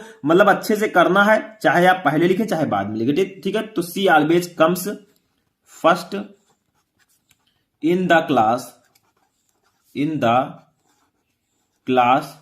इन द स्कूल, ठीक है, in the class in the school, ठीक है। इतना तो हो गया कि वह स्कूल में अपने क्लास में प्रथम आती है, हमेशा प्रथम आती है। अब कहां आती है, where she studies, where she studies, मैंने वेयर लगा दिया, यानी कि ये आपका कॉम्प्लेक्स सेंटेंस में कन्वर्ट हो चुका है, ठीक है। तो she always comes first in the class in the school, यानी कि वह स्कूल में अपने क्लास में हमेशा फर्स्ट आती है। वेयर सी स्टडीज, जहां वह पढ़ती है, ठीक है। तो वेयर का यूज कर दिया, कॉम्प्लेक्स में कन्वर्ट हो चुका है, बस हो गया, ठीक है। ऐसे तीसरा देखिए, इसको भी ध्यान दीजिए, बहुत इंपॉर्टेंट है। देखिए, I live an airy house, यानी कि मैं एक हवादार घर में रहता हूं। इट इज डबल स्टोरेड, यह 2 मंजिला है, यानी कि मैं एक हवादार घर में रहता हूं, यह 2 मंजिला है। इसको बदलना है कंपाउंड सेंटेंस में। कैसे बदलेंगे, तो लिखेंगे I live A double storeyed, ठीक है। पहले इसको लिख देंगे, ये डबल स्टोरेड हाउस, ठीक है, हाउस। बीच में लगा देंगे which, which is Airy, which is Airy. तो ये भी वही मीनिंग सेम है। देखिए, व्हिच लगा दिया बस। I live A double storeyed house, यानी कि मैं एक 2 मंजिला घर में रहता हूं। व्हिच इज एयरी, जो हवादार है। ऊपर क्या था, मैं एक हवादार घर में रहता हूं, जो वह 2 मंजिला है। नीचे क्या है, मैं 2 मंजिला वाले घर में रहता हूं जो हवादार है, ठीक है। बाकी सेम है, देखिए मीनिंग दोनों में सेम है, यानी कि कहने का जो मीनिंग है वो सेम होना चाहिए, बाकी कुछ नहीं है इसमें, ठीक है। तो ये आपका हो जाएगा सिंथेसिस ऑफ सेंटेंसेस। तो इसके भी 3 क्वेश्चन देख लिए। ऐसे हम 3-3 क्वेश्चन सभी टॉपिक के पढ़ेंगे और सबसे लास्ट में हम पढ़ेंगे हिंदी टू इंग्लिश ट्रांसलेशन, ठीक है। तो ये भी नोट कर लीजिए। चलिए नेक्स्ट क्वेश्चन देखते हैं। अब देखिए, नेक्स्ट जो हमारा टॉपिक है वो है ट्रांसफॉर्मेशन ऑफ सेंटेंसेस। ट्रांसफॉर्मेशन का मतलब क्या होता है, ट्रांसफॉर्मेशन का मतलब होगा ट्रांसफॉर्म करना। इसमें भी ब्रैकेट में जो दिया रहेगा उसी में हमें ट्रांसफॉर्म करना होगा, ठीक है। जैसे देखिए, Mohan is the most studies boy in the class, यानी कि मोहन क्लास में सबसे पढ़ने वाला लड़का है, सबसे ज्यादा पढ़ने वाला लड़का है, ठीक है। इसको पॉजिटिव डिग्री में बदलना है, क्योंकि ये आपका सुपरलेटिव डिग्री में, देखिए द मोस्ट लगा है, इसका मतलब सुपरलेटिव डिग्री, ठीक है। तो पॉजिटिव में कैसे बदलेंगे, देखिए ऐसे लिख देंगे, no other boy in the class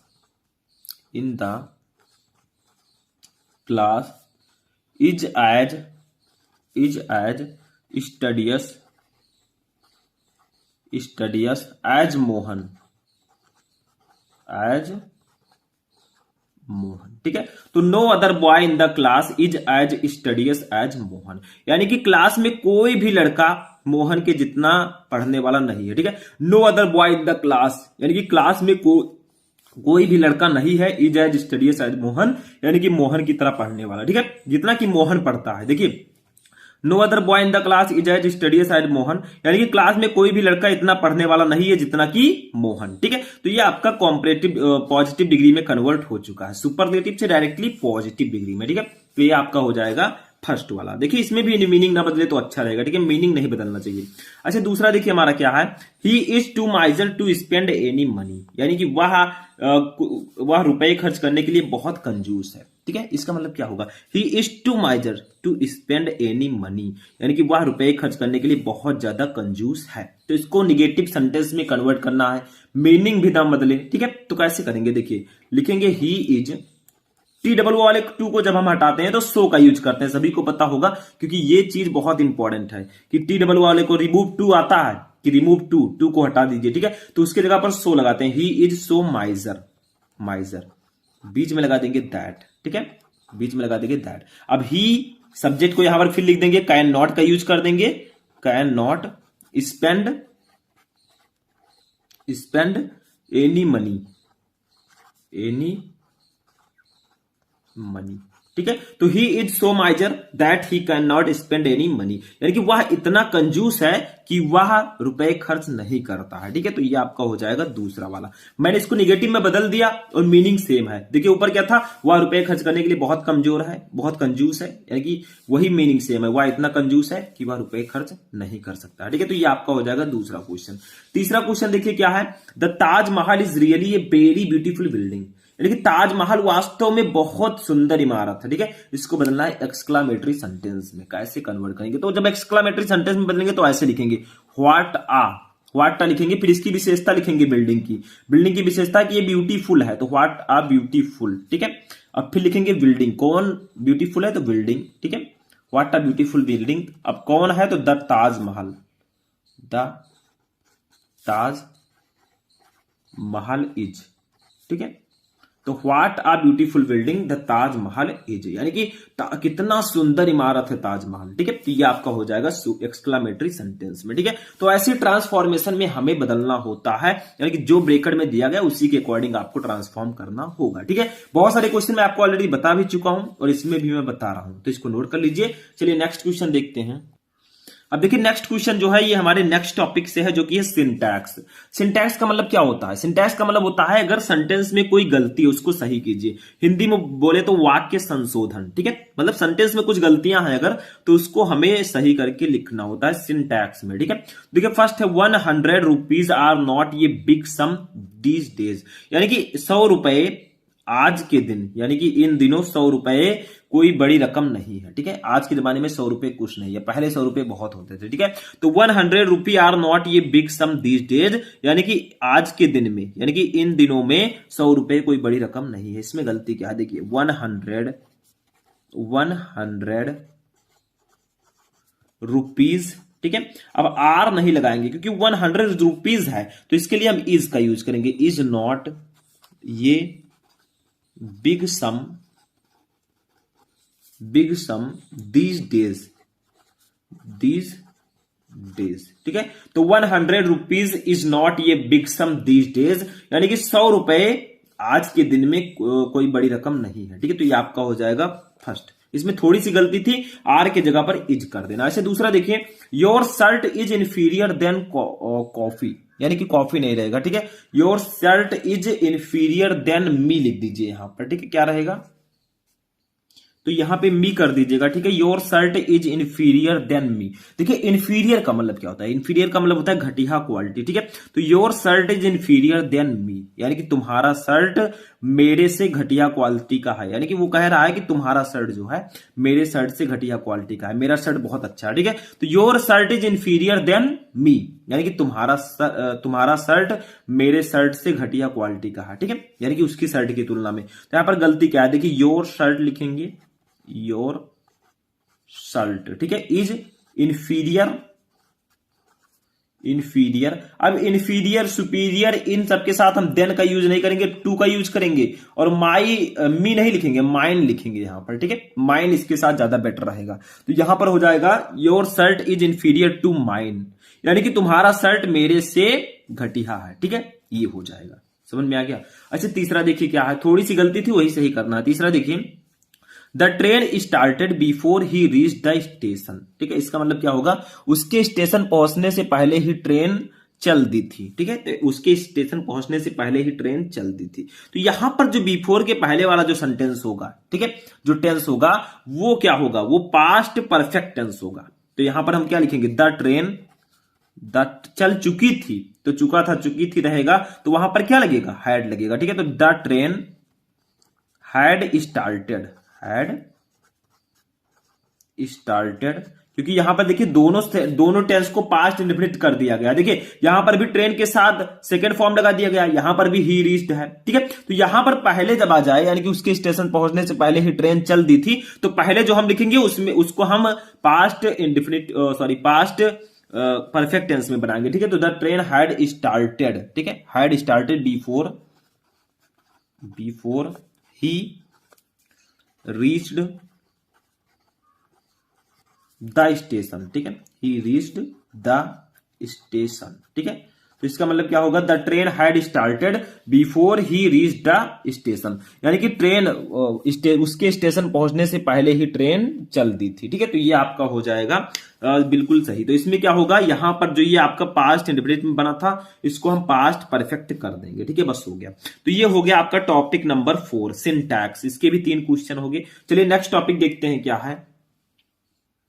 अब देखिए हमारा जो नेक्स्ट टॉपिक है वो है आइडियम्स एंड फ्रेजेस। इसका मतलब क्या होता है, आइडियम्स एंड फ्रेजेस को हिंदी में बोले तो मुहावरे एवं लोकोक्तियां। इसमें आपको करना क्या, जैसे देखिए ए मैडन स्पीच, ठीक है, ये क्वेश्चन दे दिया गया, इसका अर्थ लिखना है, फिर इसका सेंटेंस में यूज करना, जैसे हम लोग हिंदी व्याकरण में करते हैं। ऐसे दे दिया जाएगा, जैसे ईद का चांद होना, ठीक है, तो उसका अर्थ लिखेंगे बहुत दिनों बाद दिखाई देना, फिर उसको वाक्य प्रयोग करेंगे हिंदी में, यहां पर इंग्लिश में करना होगा। ये मैडन स्पीच यानी कि इसका मतलब होता है प्रथम भाषण, प्रथम भाषण, ठीक है।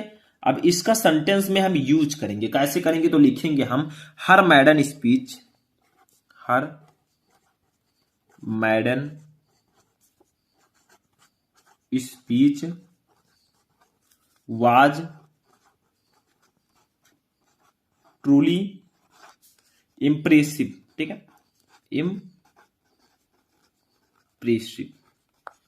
तो देखिए her maiden speech was truly impressive, यानी कि उसका पहला भाषण वास्तव में प्रभावशाली था। तो यहां पर सेंटेंस में यूज करने से पहले यह ध्यान रखिएगा कि जो क्वेश्चन है वो इसमें आना चाहिए। देखिए मैडन स्पीच, ये क्वेश्चन इसमें आ चुका है, ये सेंटेंस में यूज आपने बिल्कुल सही किया, ठीक है। तो her maiden speech was truly impressive, यानी कि उसका पहला भाषण वास्तव में प्रभावशाली था, इंप्रेसिव था, ठीक है।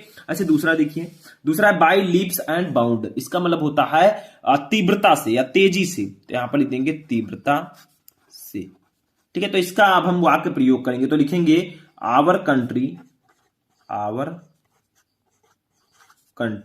Is making progress by leaps and bound,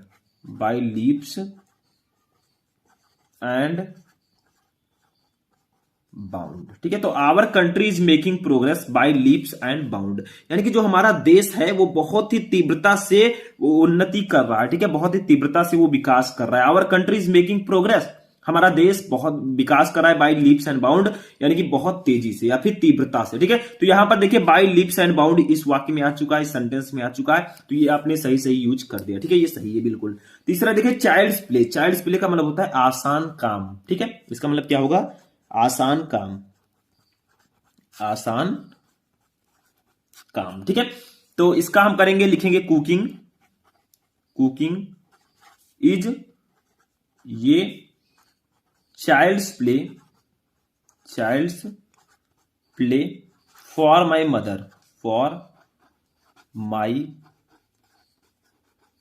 mother. इसका मतलब क्या होगा, cooking is a child's play for my mother, यानी कि खाना बनाना मेरी माता जी के लिए बहुत आसान काम है, ठीक है। तो चाइल्ड्स प्ले का मतलब होगा आसान काम। आप कुछ भी वाक्य में लिख सकते हैं, लेकिन जो आपका क्वेश्चन है वो इसमें आना चाहिए। देखिए यहां पर चाइल्ड्स प्ले आ गया, तो ये आपका बिल्कुल सही होगा, ठीक है। तो यही होगा आपका आइडियम्स एंड फ्रेजेस, ऐसे ही करना है, समझ में आ गया। तो ये भी हो गया। चलिए नेक्स्ट टॉपिक देखते हैं क्या है। अब देखिए नेक्स्ट टॉपिक हमारा है एंटोनिम्स। एंटोनिम्स का मतलब क्या होता है, देखिए इसका मतलब होता है, एंटोनिम्स का मतलब होता है विपरीतार्थक शब्द या विलोम शब्द, हम लोग पढ़े होंगे पहले, ठीक है। तो इसको कैसे करेंगे, विलोम शब्द विपरीतार्थक शब्द का मतलब जो एक दूसरे के विपरीत अर्थ रखते हो। जैसे देखिए मेजर का मतलब होता है बड़ा या बालिक, ठीक है, आपने सुना होगा मेजर, तो इसका जो एंटोनिम होगा वो माइनर हो जाएगा। माइनर का मतलब होता है छोटा या नाबालिग। देखिए, मेजर का मतलब बड़ा, तो माइनर का मतलब छोटा, ठीक है। मेजर का मतलब बालिग, तो माइनर का मतलब नाबालिग। तो ये एक दूसरे के विपरीत अर्थ रखते हैं, तो ये होगा एंटोनिम्स, ठीक है। दूसरा देखिए ओड। ओड का मतलब होता है विषम, सुना होगा आपने विषम संख्या, तो इसका हो जाएगा इवन। इवन का मतलब होता है सम, तो विषम का सम हो जाएगा, ठीक है। नेक्स्ट है थर्ड वर्च्यू। वर्च्यू का मतलब होता है गुण, यानी कि गुण हो आपके अंदर, तो इसका हो जाएगा वाइस या ड्रॉबैक। ड्रॉ बैक, इसका मतलब होता है कमी, ठीक है। तो वर्च्यू का मतलब गुण, वाइस या ड्रॉबैक का मतलब होता है कमी, ठीक है। तो ये एक दूसरे के एंटोनिम्स हो जाएंगे। नेक्स्ट देखिए, अब आते हैं सिनोनिम्स पर। सिनोनिम्स में क्या है, इसमें कुछ नहीं है, ठीक है। इसमें क्या करना है, जैसे देखिए, इसका मतलब होता है समानार्थी शब्द। जैसे ऊपर हमने देखा कि विपरीतार्थक शब्द वो विपरीत अर्थ रखते थे, ठीक है। यहां पर सिनोनिम्स का मतलब होता है समानार्थी शब्द जो समान अर्थ रखते हो, जिनका जो मीनिंग हो बिल्कुल सेम हो, तो उसको हम लोग बोलेंगे समानार्थी शब्द। जैसे देखिए इनफाइनाइट। इनफाइनाइट का मतलब होता है अनंत या असीमित, ठीक है। तो इसका हो जाएगा लिमिटलेस। लिमिटलेस यानी कि जिसकी कोई सीमा ना हो, तो उसे भी असीमित बोलेंगे। या एंडलेस, जिसकी समाप्ति ना हो, उसे भी हम वही बोलेंगे, ठीक है। तो इनफाइनाइट का मतलब असीमित, तो लिमिटलेस और एंडलेस का मतलब भी होता है असीमित, ठीक है, जिसकी कोई सीमा ही ना हो। दूसरा देखिए क्वाइट। क्वाइट का मतलब होता है शांत, तो आप लोगों को पता है साइलेंट का मतलब भी शांत होता है, ठीक है। तो देखिए वर्ड तो अलग अलग है लेकिन मीनिंग सेम है, यही होगा आपका सिनोनिम्स। तो इसका हो जाएगा पीसफुल। पीसफुल, ठीक है। अच्छा देखिए तीसरा वीगर। वीगर का मतलब होता है ताकत, ठीक है। आपके पास कितनी ताकत है, तो पावर का मतलब भी ताकत होता है, पावर या स्ट्रेंथ। स्ट्रेंथ, ठीक है, स्ट्रेंथ का मतलब भी ताकत होता है। तो वीगर का मतलब ताकत, पावर एंड स्ट्रेंथ का मतलब भी ताकत। तो ये एक दूसरे के सिनोनिम्स होंगे, यानी कि इनका मीनिंग सेम होगा, ठीक है, that's a synonyms. Last topic देखते हैं हमारा, इसके बाद एक और टॉपिक होगा हिंदी टू इंग्लिश ट्रांसलेशन, ठीक है, उसको भी देखेंगे। तो देखिए सेक्शन सी का, तो वन वर्ड सब्सटीट्यूशन, इसका मतलब क्या होता है, अनेक शब्दों के लिए एक शब्द आपको बताना है, वन वर्ड सब्सटीट्यूट करना। जैसे देखिए फर्स्ट है इनकैपेबल ऑफ बीइंग अंडरस्टूड, यानी कि समझने में जो असमर्थ हो, समझ से बाहर हो, उसे हम एक वर्ड में बोलेंगे यूनिटेलिजिबल, ठीक है। यूनिटेलिजिबल। यूनिटेलिजिबल का मतलब होता है समझ से बाहर, समझ से बाहर, ठीक है। तो इनकैपेबल ऑफ बीइंग अंडरस्टूड, यानी कि जो समझने में असमर्थ हो, समझ से बाहर हो, उसे हम यूनिटेलिजिबल बोलेंगे, ठीक है। इसका मतलब होता है समझ से बाहर। ऐसे दूसरा देखिए one who does not eat meat, यानी कि जो मीट ना खाता हो, मीट का मतलब जो मांस ना खाता हो, उसे हम लोग बोलेंगे वेजिटेरियन, एक वर्ड में वेजिटेरियन। वेजिटेरियन का मतलब क्या होता है बताइए, वेजिटेरियन का मतलब होता है शाकाहारी, ठीक है, शाकाहारी, ठीक है। तो one who does not eat meat, जो मांस नहीं खाता, उसे हम लोग एक वर्ड में वेजिटेरियन बोलते हैं, ठीक है, ये भी हो गया। नेक्स्ट देखिए ये place for keeping various animals, यानी कि वह जगह जहां विभिन्न प्रकार के जानवरों को रखा जाता है, ठीक है। यानी कि विभिन्न प्रकार के जानवरों को रखने की जगह, उसे हम लोग जू बोलते हैं। जू का मतलब नाम सुना होगा, बहुत सारे लोग टहलने भी गए होंगे, तो इसे एक वर्ड में बोलते हैं चिड़ियाघर, ठीक है, जू। तो इसे एक वर्ड में हम बोलते हैं चिड़ियाघर। तो ये place for keeping various animals, यानी कि ऐसी जगह जहां कई प्रकार के जानवरों को रखा जाता है, इकट्ठे रखा जाता है, बहुत सारे लोग, बहुत सारे जानवर रहते हैं वहां पर, उसको जू बोलते हैं, यानी कि चिड़ियाघर बोलते हैं, ठीक है। कितने लोग टहले हैं कमेंट में बताइएगा। तो ये आपका हो जाएगा लास्ट टॉपिक। एक और टॉपिक है होमोफोन्स ग्रामर में, पहले उसको देख लेंगे, तब हिंदी टू इंग्लिश ट्रांसलेशन को पढ़ेंगे, ठीक है। चलिए उसको भी देखते हैं। अब देखिए नेक्स्ट टॉपिक हमारा है होमोफोन्स, 9 नंबर टॉपिक हमारा ये है, ठीक है। होमोफोन्स का मतलब क्या होता है, देखिए इसमें आपको क्या करना होगा। जैसे देखिए यहां पर फर्स्ट क्वेश्चन है चेक चेक, ठीक है, दो दिए गए हैं, दोनों देखने में लगभग सेम लग रहे हैं, लग रहा है कि दोनों सेम ही हैं, ठीक है, बट इनका अर्थ अलग अलग है। तो आपको क्या करना है, इनका मीनिंग लिखना है और इनका सेंटेंस में यूज करना है, ताकि इनका मीनिंग क्लियर हो सके। जैसे देखिए चेक और चेक दोनों पढ़ने में सेम लग रहे हैं, लेकिन इसका मतलब क्या होता है, रोकना, ठीक है। और इस चेक का मतलब होता है, इस चेक का मतलब होता है धनादेश, यानी कि रुपए निकालने का आदेश देना, चेक काट दीजिए पैसे निकल जाएंगे, ठीक है। तो ये दोनों अलग अलग हैं। अब इसका सेंटेंस में यूज करना है ताकि एग्जामिनर को पता चल जाए कि हाँ आपने कर लिया। तो देखिए पहले का मतलब हम लिख सकते हैं पुलिस चेक्ड द कार, ठीक है, पुलिस चेक द कार, यानी कि पुलिस ने कार की तलाशी ली, ठीक है। नीचे देखिए इस चेक का मतलब होता है धनादेश, धनादेश, तो आई रिसीव्ड ये चेक, आई रिसीव्ड ये चेक, ठीक है, तो देखिए आपको क्या करना है, इस सेंटेंस को, जो आपका चेक है, ये वर्ड है, इसको यूज कर देना है इसमें। देखिए चेक का सेकंड फॉर्म है, ऐसा नहीं कि आप लोग कंफ्यूज हो जाए। तो police check the car, police ने कार की तलाशी ली। इस चेक का मतलब होता है धनादेश, आई रिसीव्ड ए चेक, मुझे एक धनादेश मिला, यानी कि मुझे एक चेक मिला। ठीक है, तो ये दोनों में डिफरेंस बताता है। तो वहां पर लिखा रहेगा कि ऐसे इसका मीनिंग लिखिए और इसका सेंटेंस में यूज कीजिए ताकि दोनों में डिफरेंस पता चल सके। तो वही आपको करना है। दूसरा देखिए सेल, ये सेल दोनों पढ़ने में सेम लग रहे हैं। इस सेल का मतलब होता है कोशिका। देखिए हमारा जो बॉडी है बहुत सारी कोशिकाओं से मिलकर बना है, तो ये कोशिका। इस सेल का मतलब होता है बेचना, सभी को पता है, कुछ भी बेचिए। ठीक है, तो ये सेल का मतलब होगा। तो इस सेल का हम क्या करेंगे, जैसे लिख देंगे human body. Human body is made up of cells. ठीक है, यानी कि मानव शरीर कोशिकाओं से मिलकर बना है। जो हमारा शरीर है वो बहुत सारी कोशिकाओं से मिलकर बना है। दूसरा सेल का मतलब होता है बेचना। तो यहां पर कुछ भी लिख देंगे, he is going to sell his phone. ठीक है, तो ऐसे लिख देंगे, यानी कि वह अपना फोन बेचने जा रहा है। ठीक है, तो यहां पर आपको क्या करना है, दोनों को सेंटेंस यूज भी कर देना ताकि मीनिंग उनका क्लियर हो सके, बस कुछ नहीं। तीसरा देखिए, 3 क्वेश्चन देखेंगे। तो इलिजिबल, इस इलिजिबल का मतलब होता है योग्य। ठीक है, क्या होता है, योग्य। और ये दूसरा इलिजिबल है इलिजिबल, इसका मतलब होता है पढ़ा ना जा सकने वाला। ठीक है, पढ़ा ना जा सकने वाला, यानी कि जिसको पढ़ा ना जा सके। ठीक है, उसे हम लोग इलिजिबल बोलते हैं। तो इस इलिजिबल का मतलब होता है योग्य। तो इसका क्या लिखेंगे, जैसे हम एक वर्ड एक करेंगे, I am not eligible for this post any more.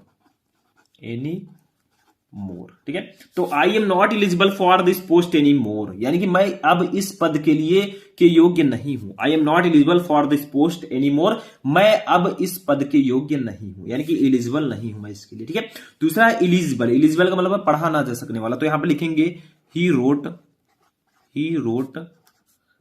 The essay in an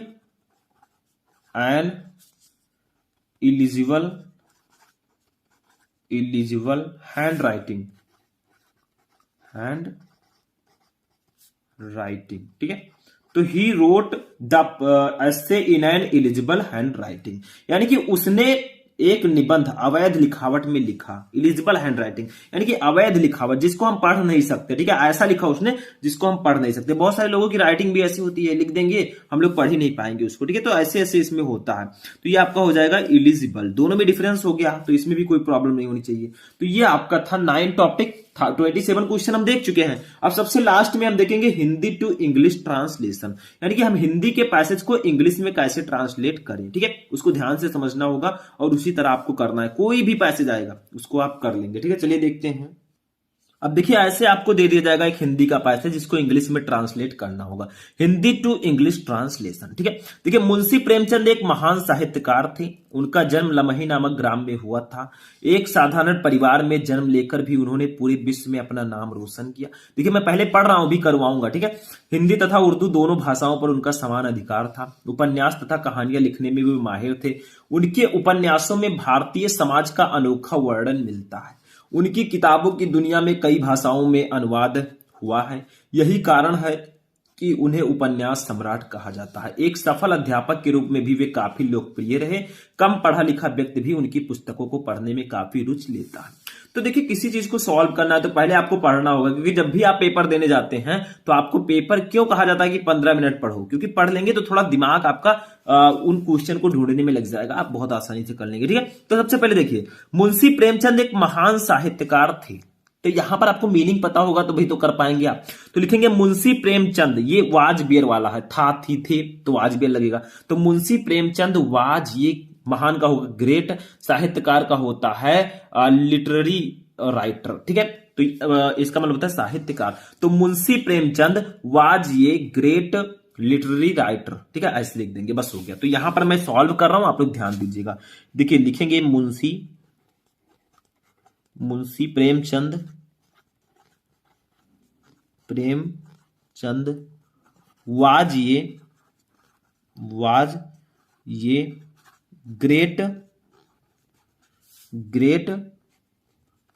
literary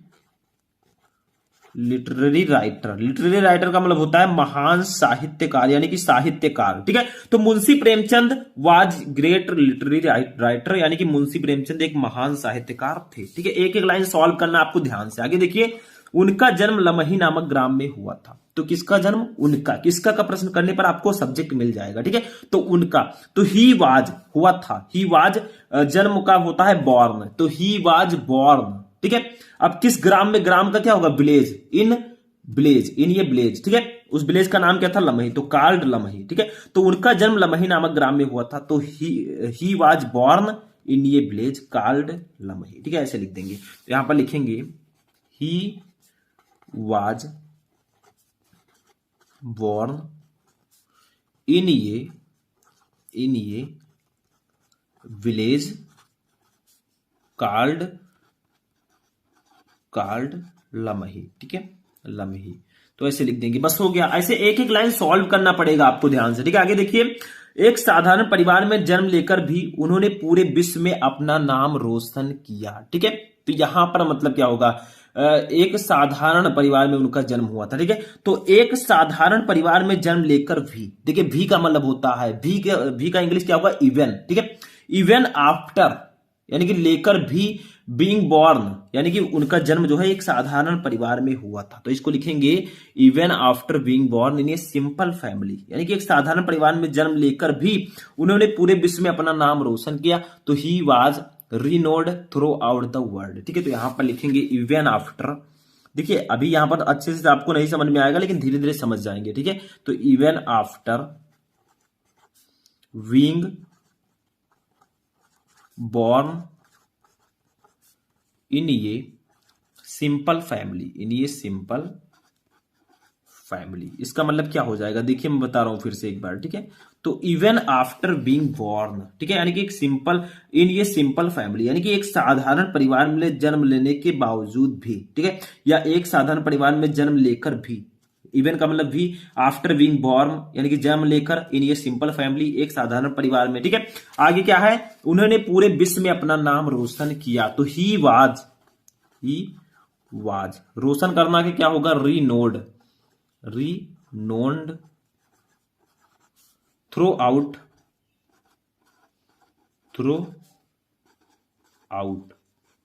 ठीक है, थ्रू आउट द वर्ल्ड, इसका मतलब होगा पूरे विश्व में। ठीक है, द वर्ल्ड, WORLD, ठीक है, ऐसे लिख दीजिएगा। तो he was renowned through out the world, यानी कि even after being born in a simple life, एक साधारण परिवार में जन्म लेकर भी he was renowned through out the world, उन्होंने पूरे संसार में अपना नाम रोशन किया। ठीक है, ऐसे लिखना। आगे देखिए, हिंदी तथा उर्दू दोनों भाषाओं पर उनका समान अधिकार था। तो किसका समान अधिकार था? पहले आपको सब्जेक्ट ढूंढना है। ठीक है, तो उनका का हम क्या लिखेंगे? ही। ठीक है, क्या लिखेंगे?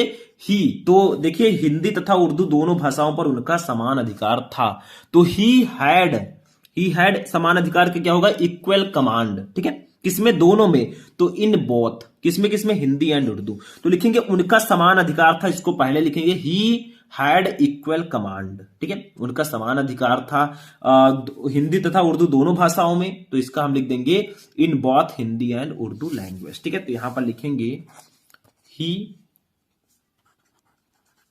had equal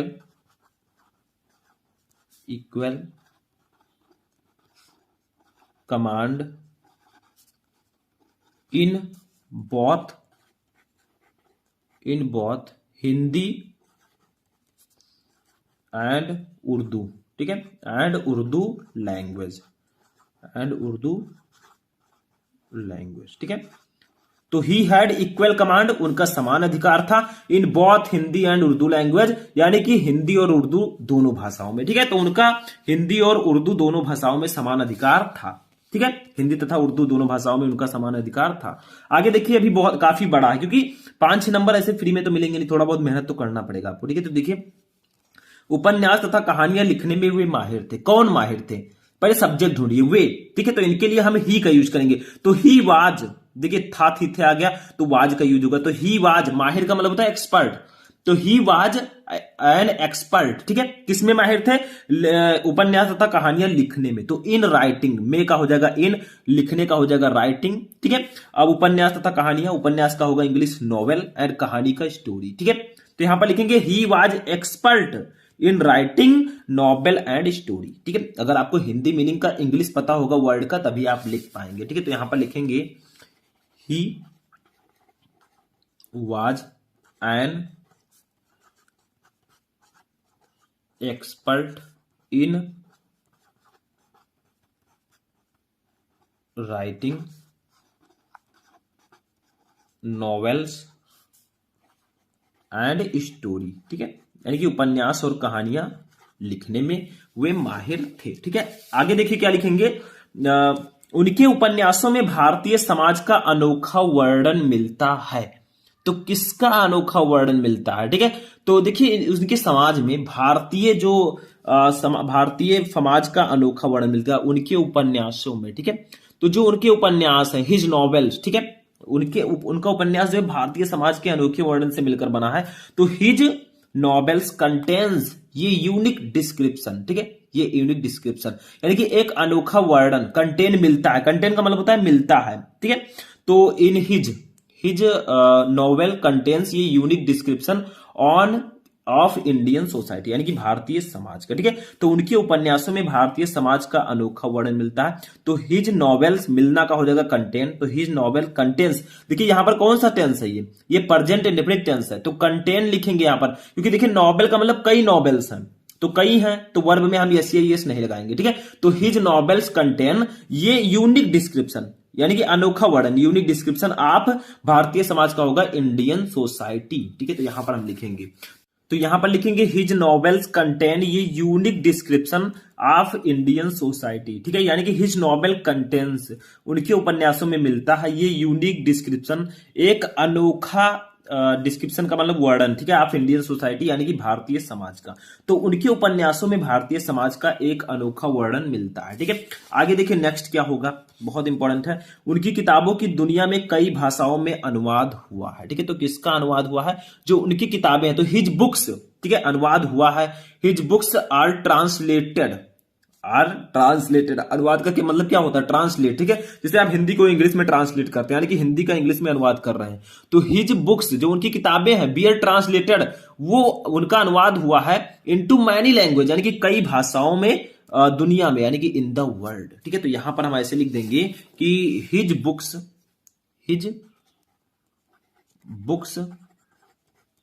are translated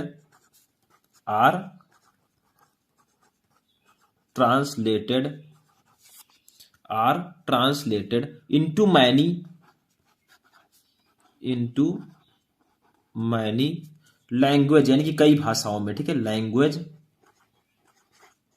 in the world, ठीक है। तो यहां पर इसका मतलब क्या होगा, देखिए हिज बुक्स आर ट्रांसलेटेड उनकी किताबों का अनुवाद हुआ इनटू मैनी लैंग्वेज कई भाषाओं में, इन द वर्ल्ड यानी कि संसार में, ठीक है। तो उनकी किताबों का दुनिया में या संसार में कई भाषाओं में अनुवाद हुआ है, ठीक है। आगे देखिए क्या लिखेंगे, आगे हमारा नेक्स्ट है यही कारण है कि उन्हें उपन्यास सम्राट कहा जाता है, ठीक है। तो उन्हें उपन्यास कहा जाता है, तो यही कारण है कि दैट इज व्हाई उन्हें उपन्यास सम्राट कहा जाता है, ही उन्हें का मतलब होगा ही, ठीक है, कहा जाता है, तो ता है, ती है, ते है, यहां पर भी आ गया, ठीक है। तो he is called the king of novel, ठीक है। तो यहां पर लिख देंगे कि दैट इज वाई, यही कारण है, दैट इज वाई, ठीक है। ही इज कॉल्ड उन्हें कहा जाता है, ठीक है, द किंग ऑफ नॉवेल यानी कि उपन्यास का सम्राट, द किंग ऑफ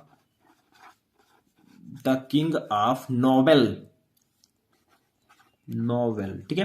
तो that is why he is called the king of novel यानी कि दैट इज व्हाई यही कारण है कि he is called the king of novel उन्हें उपन्यास सम्राट कहा जाता है, ठीक है। उपन्यास के वे किंग हैं।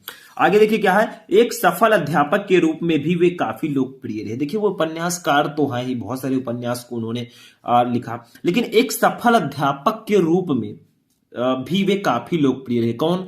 वे। तो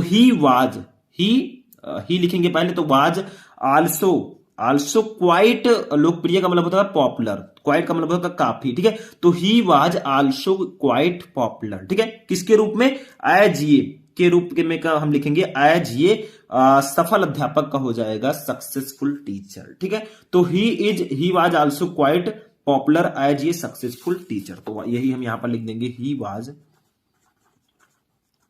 was also quite popular as a successful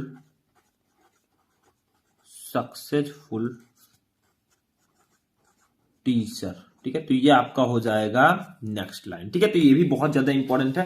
तो ये आपका हो जाएगा। एक लाइन और अभी बचा है, उसको भी देखते हैं। देखिए, कम पढ़ा लिखा व्यक्ति भी उनकी पुस्तकों को पढ़ने में काफी रुचि लेता है, यानी कि जो कम पढ़े लिखे व्यक्ति हैं, ठीक है। Even the less educated person, ठीक है।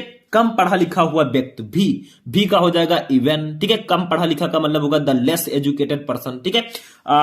पढ़ने व्यक्ति भी उनकी पुस्तकों को पढ़ने में काफी रुचि लेता है।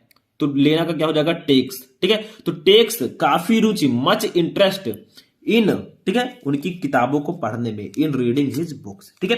तो यहां पर लिखेंगे कम पढ़ा लिखा हुआ व्यक्ति भी, even the less educated person लेता है टेक्स काफी रुचि, यानी कि मच इंटरेस्ट उनकी पुस्तकों को पढ़ने में, इन रीडिंग हिज बुक्स, ठीक है। तो यहां पर लिख देंगे एक लाइन में even the less educated person, ठीक है, takes much interest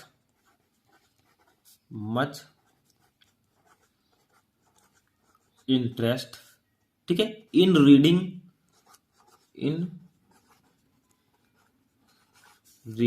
his books,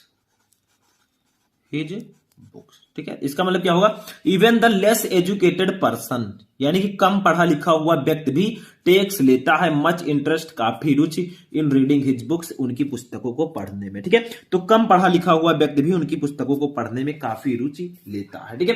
तो यहीं पर हमारा ये हिंदी टू इंग्लिश ट्रांसलेशन भी फिनिश होता है, ठीक है। देखिए, क्लास 12 इंग्लिश सभी महत्वपूर्ण प्रश्न, आपका जो सेक्शन डी होता है वो 40 नंबर का आता है। इसमें हम क्या क्या पढ़ेंगे इस वीडियो में देखिए। सबसे पहले हम प्रोज के क्वेश्चंस को पढ़ेंगे। प्रोज में क्या पढ़ेंगे?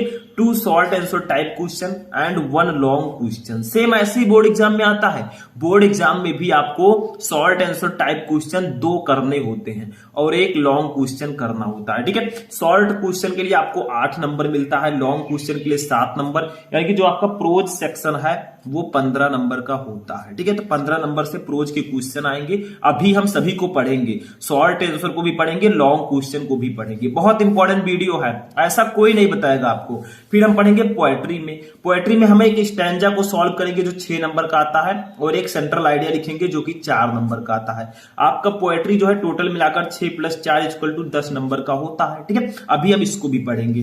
फिर हम पढ़ेंगे सप्लीमेंट्री रीडर को, ठीक है। सप्लीमेंट्री रीडर में क्या क्या आता है? 2 शॉर्ट आंसर टाइप क्वेश्चन आते हैं 7 नंबर के और 1 लॉन्ग क्वेश्चन आता है, सॉरी ये 8 नंबर का रहेगा और लॉन्ग क्वेश्चन 7 नंबर का, ये भी 15 नंबर के आते हैं। यानी कि 15, 30 और 10, 40 नंबर के टोटल क्वेश्चंस आते हैं। तो हम सभी को पढ़ेंगे, जैसा एग्जाम में आता है सभी को पढ़ेंगे। तो चलिए सबसे पहले हम पढ़ते हैं प्रोज के 2 शॉर्ट आंसर टाइप क्वेश्चन को। पहले प्रोज के क्वेश्चन पढ़ेंगे, फिर पोएट्री के, फिर सप्लीमेंट्री के, ठीक है। और जितने भी क्वेश्चन मैं बताऊंगा वो बहुत ज्यादा इंपॉर्टेंट है आपके बोर्ड एग्जाम के लिए। तो चलिए देखते हैं। देखिए यहां पर सेक्शन डी हेडिंग है। सेक्शन डी आपका लिटरेचर होता है, ठीक है। पूरा सेक्शन डी हम देखने वाले हैं, जिसमें सबसे पहले आता है प्रोज, ठीक है। प्रोज के क्वेश्चन हम पहले पढ़ेंगे। प्रोज में क्या क्या आता है? 2 शॉर्ट आंसर टाइप क्वेश्चन आता है, इसको पढ़ेंगे, और 1 लॉन्ग क्वेश्चन आता है, इसको पढ़ेंगे, ठीक है। तो सबसे पहले हम पढ़ते हैं शॉर्ट आंसर टाइप क्वेश्चन को। तो शॉर्ट आंसर टाइप क्वेश्चन में सबसे पहला जो क्वेश्चन है ये हमारे फर्स्ट चैप्टर से है, ठीक है, जिसका नाम क्या है बताइए? द लास्ट लेसन, ठीक है। फर्स्ट चैप्टर है लेकिन चैप्टर का नाम है द लास्ट लेसन। इसका क्वेश्चन देखिए, what did Hamel say about the language and its importance, ठीक है। यानी कि जो हेमल है उन्होंने भाषा के बारे में क्या कहा और उसकी महत्व को कैसे बताया। ठीक है, इसका मतलब आपसे क्वेश्चन किया जा रहा है कि भाषा और उसके महत्व के बारे में एम हेमल ने क्या कहा। What did M Hamel say about the language and its importance, यानी कि भाषा और उसके महत्व के बारे में एम हेमल ने क्या कहा। तो उन्होंने अपने स्टूडेंट से कुछ कहा था, देखिए क्या कहा उन्होंने। क्या M Hamel told them, M Hemal ने उन्हें बताया दैट की French was the most beautiful language in the world, यानी कि फ्रेंच दुनिया का सबसे सुंदर भाषा है। ठीक है, यहां पर इज लिख दीजिएगा, फ्रेंच इज, ठीक है, भाषा है। तो देखिए क्या कहा एम हेमल ने उन्हें बताया, किसको, स्टूडेंट्स को, कि फ्रेंच इस दुनिया का सबसे खूबसूरत भाषा है, इस दुनिया की सबसे खूबसूरत भाषा है। ठीक है, आगे देखिए it was the clearest and the most logical language, यानी कि इट वाज द क्लियरेस्ट, यह सबसे स्पष्ट and the most logical language, और सबसे तार्किक भाषा है। ठीक है, तो उन्होंने जो फ्रेंच भाषा है इसको सबसे स्पष्ट और सबसे तार्किक भाषा भी बताया। ठीक है, आगे भी उन्होंने कुछ कहा, देखिए He asked them to guard it among them and never forget it, यानी कि he asked them, उन्होंने उससे पूछा to guard it, यानी कि इसकी रक्षा करो, अपनी भाषा की रक्षा करने के लिए, them उन्हें, and never forget it, और इन्हें कभी ना भूलने के लिए। तो उन्होंने ये भी कहा कि अपने भाषा की रक्षा करने, उन्होंने स्टूडेंट से अपने भाषा की रक्षा करने और इसे कभी ना भूलने के लिए भी कहा कि आप अपनी मातृभाषा की रक्षा कीजिए और उसको कभी मत भूलिए। ठीक है, आगे क्या कहा उन्होंने, he gave a reason also when people were enslaved as long as they held fast to their language they had key to their prison. ठीक है, इसका मतलब क्या होगा, ही गेव ये रीजन, यानी कि उन्होंने एक कारण यह बताया कि when people wear enslaved, enslaved का मतलब होता है गुलाम, यानी कि जब लोग गुलाम थे, as long as they held fast to their language, ठीक है, जब तक वे अपनी भाषा पर कायम रहे। ठीक है, they had the key to their prison, यानी कि उनके पास अपनी जेल की चाबी थी। ठीक है, तो उन्होंने ये भी बताया कि जब लोग गुलाम थे, ठीक है, जब लोग गुलाम थे, जब वे अपनी भाषा पर कायम रहे तो उनके पास अपने जेल की चाबी थी, यानी कि अगर आप अपनी भाषा पर कायम रहेंगे तो आपके, अगर आप जेल में हैं तो आपके जेल की चाबी आपके पास होगी। ठीक है, यानी कि ये हमारा मातृभाषा है। तो उन्होंने अपनी मातृभाषा के बारे में कुछ चीजें बताई बच्चों को, तो यही बताया। ठीक है, M Hamel, what did M Hamel say about the language and its important, यानी कि एम हेमल ने भाषा और महत्व के बारे में क्या बताया। तो M Hamel told that French is the most beautiful language in the world, यानी कि एम हेमल ने उनसे बताया कि फ्रेंच दुनिया की सबसे खूबसूरत भाषा है। It was the clearest and the most logical language, यह सबसे स्पष्ट और सबसे तार्किक भाषा है। He asked them to guard it among them and never forget it, उन्होंने उनसे कहा कि उन्होंने उनसे अपनी भाषा की रक्षा करने और इसे कभी ना भूलने के लिए भी कहा। ठीक है, He gave a reason also when people were enslaved as long as they held fast to their language, they had the key to their prison. ठीक है, यानी कि उन्होंने कहा, उन्होंने एक कारण यह भी बताया कि जब लोग गुलाम थे तब वे अपनी भाषा पर कायम रहे और उन्हें उनके पास अपनी जेल की चाबी थी। ठीक है, लोग गुलाम थे, जेल में बंद थे, तो अगर अब वो अपनी भाषा पर कायम रहे तो उनके पास जेल की चाबी समझ लीजिए थी। ठीक है, तो ये आपका हो जाएगा प्रोज का फर्स्ट क्वेश्चन। अभी तो एक क्वेश्चन और देखेंगे क्योंकि 2 शॉर्ट आंसर टाइप क्वेश्चन हमें देखना है और एक लॉन्ग क्वेश्चन देखना है। ठीक है, तो चलिए दूसरा क्वेश्चन देखते हैं। ये देखिए दूसरा क्वेश्चन, दूसरा क्वेश्चन हमारे नेक्स्ट चैप्टर से है, लॉस्ट स्प्रिंग से। देखिए क्या है, how is Mukesh attitude to his situation different from that of his family. ठीक है, इसका मतलब क्या होगा, देखिए इसमें एक मुकेश है। ठीक है, मुकेश के बारे में आपने सुना होगा अगर आपने ये चैप्टर पढ़ा होगा, और ये चैप्टर जो है आपके बोर्ड एग्जाम के लिए बहुत ज्यादा इंपॉर्टेंट है, इसमें मुकेश है। ठीक है, तो यहां पर कहा जा रहा है आपसे कि how is Mukesh attitude to his situation different from that of his family, यानी कि अपने हालात के प्रति मुकेश का दृष्टिकोण अपने परिवार के दृष्टिकोण से किस प्रकार भिन्न है। यानी कि मुकेश जो है वो अपने जीवन में कुछ अलग करना चाहता है, और जो उनके माता पिता है वो बैंगल मेकिंग के काम में लगे हुए हैं, चूड़ियों बनाने के काम में, तो अपने हालात के प्रति मुकेश का जो दृष्टिकोण है वो उसके परिवार के दृष्टिकोण से किस प्रकार भिन्न है। तो देखिए यहां पर दिया गया आंसर, मुकेश कम्स फ्रॉम ये फैमिली ऑफ बैंगल मेकर्स, यानी कि मुकेश चूड़ी बनाने वाले परिवार से आता है, यानी कि चूड़ी बनाने वाले परिवार से संबंध रखता है। ठीक है, unlike his family member he does not want to cling to bangle making, यानी कि वो जो है अपने परिवार के सदस्यों के विपरीत वह चूड़ी बनाने से नहीं जुड़ना चाहता, यानी कि वो चूड़ियां नहीं बनाना चाहता, वो कुछ और काम करना चाहता है, उसका सपना कुछ अलग है। देखिए क्या लिखा है, अनलाइक हिज फैमिली मेंबर, यानी कि अपने परिवार के सदस्यों की तरह he does not want to cling to bangle making, वह चूड़ी बनाने का काम नहीं करना चाहता। He wants to become a motor mechanic, वह एक मोटर मैकेनिक बनना चाहता है। ठीक है, तो वो मोटर मैकेनिक बनना चाहता है। सबका अलग अलग हॉबी होता है। आपकी हॉबी क्या है कमेंट करके बताइएगा, आप क्या बनना चाहते हैं, डॉक्टर, टीचर या फिर कुछ और, इंजीनियर। ठीक है, तो यहां पर क्वेश्चन था, how is Mukesh attitude to his situation different from that of his family, यानी कि अपने हालात के प्रति मुकेश का दृष्टिकोण उसके परिवार के दृष्टिकोण से किस प्रकार भिन्न है। तो मुकेश कम्स फ्रॉम ये family of bangle makers, Mukesh एक चूड़ी बनाने वाले परिवार से बिलोंग करता है, यानी कि आता है। Unlike his family members he does not want to cling to bangle making, अपने परिवार के सदस्यों की तरह वह चूड़ी बनाने का काम नहीं करना चाहता। He wants to become a motor mechanic, वह एक मोटर मैकेनिक बनना चाहता है। ठीक है, तो दो शॉर्ट आंसर टाइप क्वेश्चन हमने पढ़ लिए, दो ही आपको बोर्ड एग्जाम में करना होगा। ठीक है, अब एक हम लॉन्ग क्वेश्चन पढ़ेंगे, ये भी बहुत ज्यादा इंपॉर्टेंट है। ठीक है, तो देखिए ये भी क्वेश्चन इसी चैप्टर का है, क्योंकि देखिए ये चैप्टर आपके बोर्ड एग्जाम की दृष्टि से बहुत इंपॉर्टेंट है, तो इससे जितने क्वेश्चन हम सॉल्व कर सकते हैं वो हमें करना चाहिए। देखिए क्या है, how is Mukesh different from the other bangle makers of Firozabad. ठीक है, ये लॉन्ग क्वेश्चन है, ध्यान रखिएगा, लॉन्ग क्वेश्चन 7 नंबर का आता है, एक ही करना होगा, 2 रहेगा। ठीक है, तो क्या है, how is Mukesh different from the other bangle makers of Firozabad, यानी कि मुकेश फिरोजाबाद के अन्य चूड़ी निर्माताओं से किस प्रकार भिन्न है। देखिए मुकेश का भी परिवार चूड़ी बनाने के काम में लगा हुआ है, लेकिन मुकेश जो है वो फिरोजाबाद के अन्य चूड़ी निर्माताओं से किस प्रकार भिन्न है। तो देखिए यहां पर देखिए क्या है, Mukesh is different from other bangle makers of Firozabad, यानी कि मुकेश फिरोजाबाद के अन्य चूड़ी निर्माताओं से भिन्न है। बिकॉज, क्योंकि ही डेयर्स टू ड्रीम, इसका मतलब क्या होगा, उनमें सपने देखने की हिम्मत है। जो मुकेश है इसमें सपने देखने की हिम्मत है, कुछ और बनना चाहता है। ठीक है, तो कोई जरूरी नहीं है कि जो आपके पिताजी हैं वही आप बनिए, जो आपकी माताजी हैं वही आप बनिए, आप कुछ और भी बन सकते हैं, क्योंकि आपकी हॉबी जो हो, जो आपको पसंद हो वो आपको बनना चाहिए। आपका जो दिल कर रहा हो, आप जबरदस्ती मत पढ़िए। कोई, अब मान लीजिए आप बनना चाहते हैं IAS, ठीक है, और आपको डॉक्टरी पढ़ाया जा रहा है, तो अब विपरीत हो जाएगा, क्योंकि आपका माइंड जिधर जा रहा है उधर ही आपको जाना चाहिए। इसीलिए पहले ही आप डिसाइड कर लीजिए कि आपको बनना क्या है। ठीक है, आगे देखिए, he refuses to carry on the family tradition of bangle making. ठीक है, यानी कि वह चूड़ी बनाने की पारिवारिक परंपरा को आगे बढ़ाने से इनकार करता है। देखिए ही रिफ्यूजेस, वो इनकार करता है, to carry the family tradition, यानी कि अपने पारिवारिक परंपरा को आगे बढ़ाने से आप बैंगल मेकिंग यानी कि चूड़ी बनाने पे। ठीक है, तो वो जो है चूड़ी बनाने की पारिवारिक परंपरा को आगे बढ़ाने से इनकार करता है, क्योंकि वो चूड़ी बनाने का काम नहीं करना चाहता। ठीक है, आगे देखिए,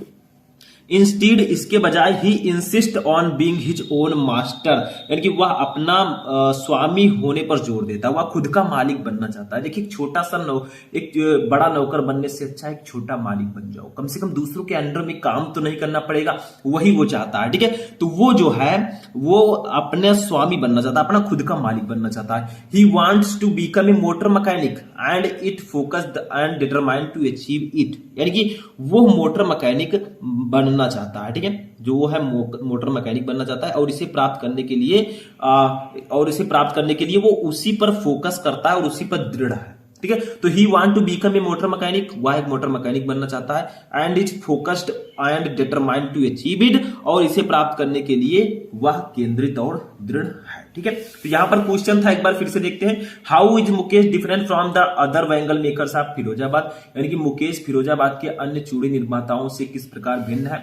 तो Mukesh is different from other bangle makers of Firozabad because he dares to dream, यानी कि मुकेश फिरोजाबाद के अन्य चूड़ी निर्माताओं से अलग है क्योंकि उसमें सपने देखने की हिम्मत है। ठीक है, he refuses to carry on the family tradition of bangle making, वह चूड़ी बनाने की पारिवारिक परंपरा को आगे बढ़ाने से इनकार करता है। Instead he insist on being his own master, और वह जो है इसके बजाय वह अपना खुद का मालिक बनना चाहता है। ठीक है, उस पर वो जोर देता है। He want to become a motor mechanic and is focused and determined to achieve it, यानी कि वह एक मोटर मैकेनिक बनना चाहता है और इसे प्राप्त करने के लिए केंद्रित और दृढ़ है। ठीक है, वो एक सेंटर, वो फोकस कर रहा है एक मोटर मैकेनिक बनने के लिए। ठीक है, तो ये आपका हो जाएगा प्रोज के क्वेश्चन।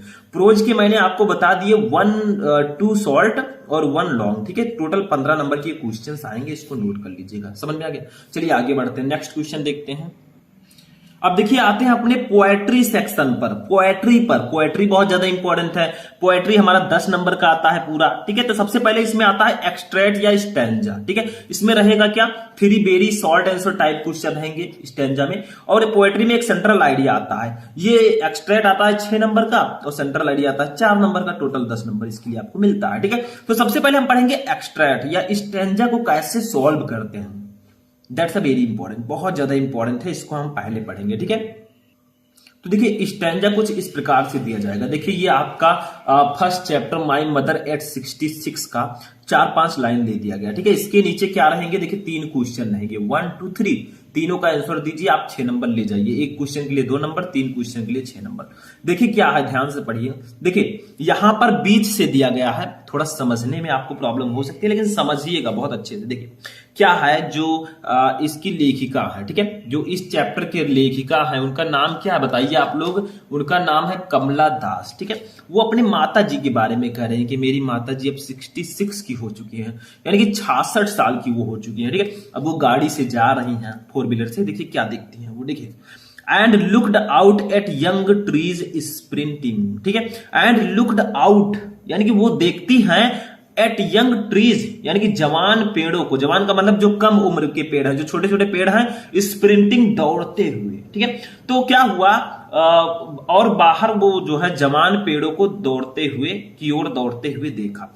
यानी कि वो कमला दास जी जा रही हैं, उनकी माता जी जो है बहुत ज्यादा बूढ़ी हो चुकी हैं, ठीक है। तो उन्हें ऐसा लग रहा है कि जो कम उम्र के पेड़ हैं वो दौड़ रहे हैं, ठीक है। तो बाहर कम उम्र के पेड़ों को उन्होंने दौड़ते हुए देखा। द मेरी चिल्ड्रन, मेरी का मतलब क्या होता है, जो प्रफुल्लित हैं, जो प्रसन्न है, ठीक है। मेरी चिल्ड्रन प्रफुल्लित बच्चे स्प्लिंग आउट ऑफ देयर हाउसेस। स्प्लिंग का मतलब निकल रहे हैं, आउट बाहर, ऑफ देयर होम्स अपने घर से, ठीक है। तो उन्होंने ये भी देखा कि प्रसन्न बच्चे अपने घरों से बाहर आ रहे थे, ठीक है। जो प्रसन्न बच्चे हैं वो अपने घरों से बाहर आ रहे हैं, ऐसा वो देखती हैं, ठीक है। But after the airport security check, लेकिन जैसे ही वो एयरपोर्ट पर पहुंचती हैं, ठीक है, तो परंतु हवाई अड्डे पर या एयरपोर्ट पर सुरक्षा की जांच के बाद स्टैंडिंग ये फ्यू यार्ड्स अबे, यानी कि कुछ कदम की दूरी पर खड़े होकर, ठीक है, स्टैंडिंग खड़े होकर, ये फ्यू यार्ड्स अबे यानी कि कुछ कदम की दूरी पर, आई looked again at her one fail, ठीक है। यानी कि आई लुक्ड अगेन एट हर, मैंने दोबारा उनको देखा, वन अपनी माँ को, ठीक है। उन्होंने अपनी माँ को देखा। पेल जो पीली पड़ी हुई है, पेल का मतलब यहां पर पीली होगा, ठीक है। तो जैसे ही वे सिक्योरिटी चेक करवाकर एयरपोर्ट से आती हैं और कुछ ही दूरी पर खड़े होकर वो पुनः अपनी माँ को वो देखती हैं, जो पेल पीली पड़ी हुई है। As a late winter's moon and felt that old, ठीक है। As a late winter's moon यानी कि पिछले शीतकाल की जो चंद्रमा है, एंड फेल्ट दैट ओल्ड, और उन्हें जो है बूढ़ी हो गई है वो, ठीक है। फैमिलियर एज, परिचित, ठीक है। तो वो कह रही हैं कि जो मेरी माँ है वो पिछले शीतकाल के चंद्रमा की तरह फीकी और पीली थी, ठीक है। उन्हें ऐसा लग रहा था, पेल मतलब होता है पीली, ठीक है। तो वो अपनी माता जी के बारे में कह रहे हैं कि मेरी माता जी 66 की हो चुकी है, वो लगभग पीली पड़ गई हैं, अब वो बहुत ज्यादा पीली पड़ गई है। तो देखिए यहाँ पर and looked out at young trees sprinting, वो बाहर कम उम्र के पेड़ों को दौड़ते हुए उन्होंने देखा। The merry children spilling out of their homes, जो प्रसन्नचित बच्चे हैं, प्रफुल्लित बच्चे अपने घरों से बाहर आ रहे थे। But after the airport security check, लेकिन हवाई अड्डे पर सुरक्षा के बाद स्टैंडिंग ये फ्यू यार्ड्स अवे, कुछ कदम की दूरी पर खड़े होकर, I looked again at her wan pale, मैंने अपनी माँ को देखा, पेल जो पीली पड़ी हुई है। As a late winter moon and felt and old, और किस प्रकार से पीली हुई है, वह पिछले शीतकाल के चंद्रमा की तरह फीकी और पीली दिखाई दे रही है, ठीक है। फैमिलियर ऐसे ये आपका हो जाएगा। इसके नीचे 3 क्वेश्चन है, देखिए क्या क्या है। सबसे पहला क्वेश्चन देखिए बहुत इंपॉर्टेंट है, why did the poetess look at her mother again, यानी कि कवित्री ने फिर से अपनी मां की ओर क्यों देखा। तो इसका आंसर क्या होगा, मैंने अभी बताया, कवित्री ने चिंता और असुरक्षा की भावना के कारण अपनी मां को देखा कि मेरी मां जो है वो असुरक्षित है, उनकी उम्र हो चुकी है, वो पीली पड़ गई है, ठीक है। आगे देखिए दूसरा क्या है, व्हाट डिड सी ऑब्जर्व, यानी कि उन्होंने क्या देखा, उन्होंने क्या ऑब्जर्व किया, ठीक है। तो देखिए उन्होंने ये ऑब्जर्व किया कि उनकी माता जी जो है वो पीली पड़ गई है, ठीक है। उसने अपनी माँ की पीली आश्वास्यकर उपस्थिति देखी, कि उनकी माँ जो है पीली पड़ गई है। तीसरा देखिए, which figure of speech is used in the line looked out at young trees sprinting. ठीक है, यानी कि looked out at young trees sprinting में कौन सा अलंकार है, बताइए आप लोग कौन सा अलंकार होगा इंग्लिश में। ठीक है, तो वो है पर्सोनिफिकेशन। ठीक है, उसमें क्या है, पर्सोनिफिकेशन है, इसमें यूज किया गया। ठीक है, तो ऐसे हम लिखेंगे इसका आंसर। चलिए लिखते हैं हम, इसी ऐसे नीचे लिख देते हैं। ठीक है, एक पेज लेंगे और इसका आंसर खूब अच्छे अच्छे सुंदर सुंदर अक्षरों में लिखेंगे। देखिए सबसे पहला क्वेश्चन हमारा क्या था, देखिए पोएट्री में थोड़ा माइंड आपको लगाना पड़ेगा। पहला क्वेश्चन है, why did the poets look at her mother again, यानी कि जो कवित्री हैं उन्होंने अपनी माँ को दोबारा क्यों देखा। तो देखिए लिखेंगे the poets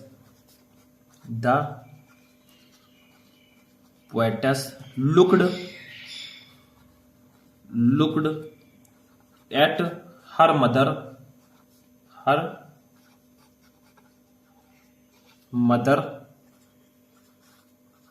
again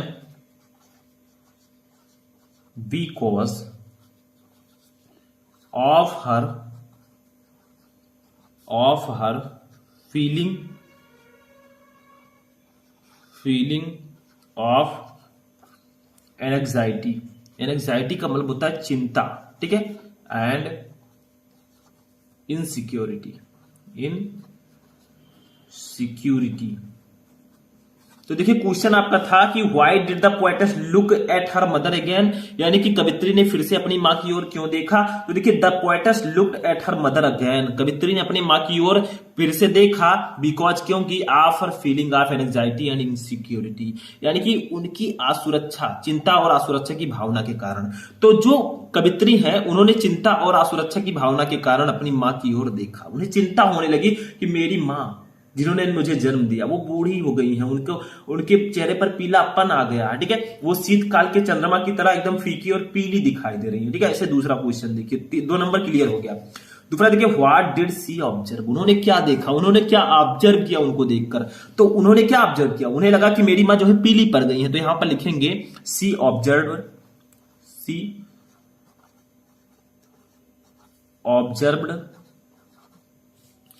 her mother's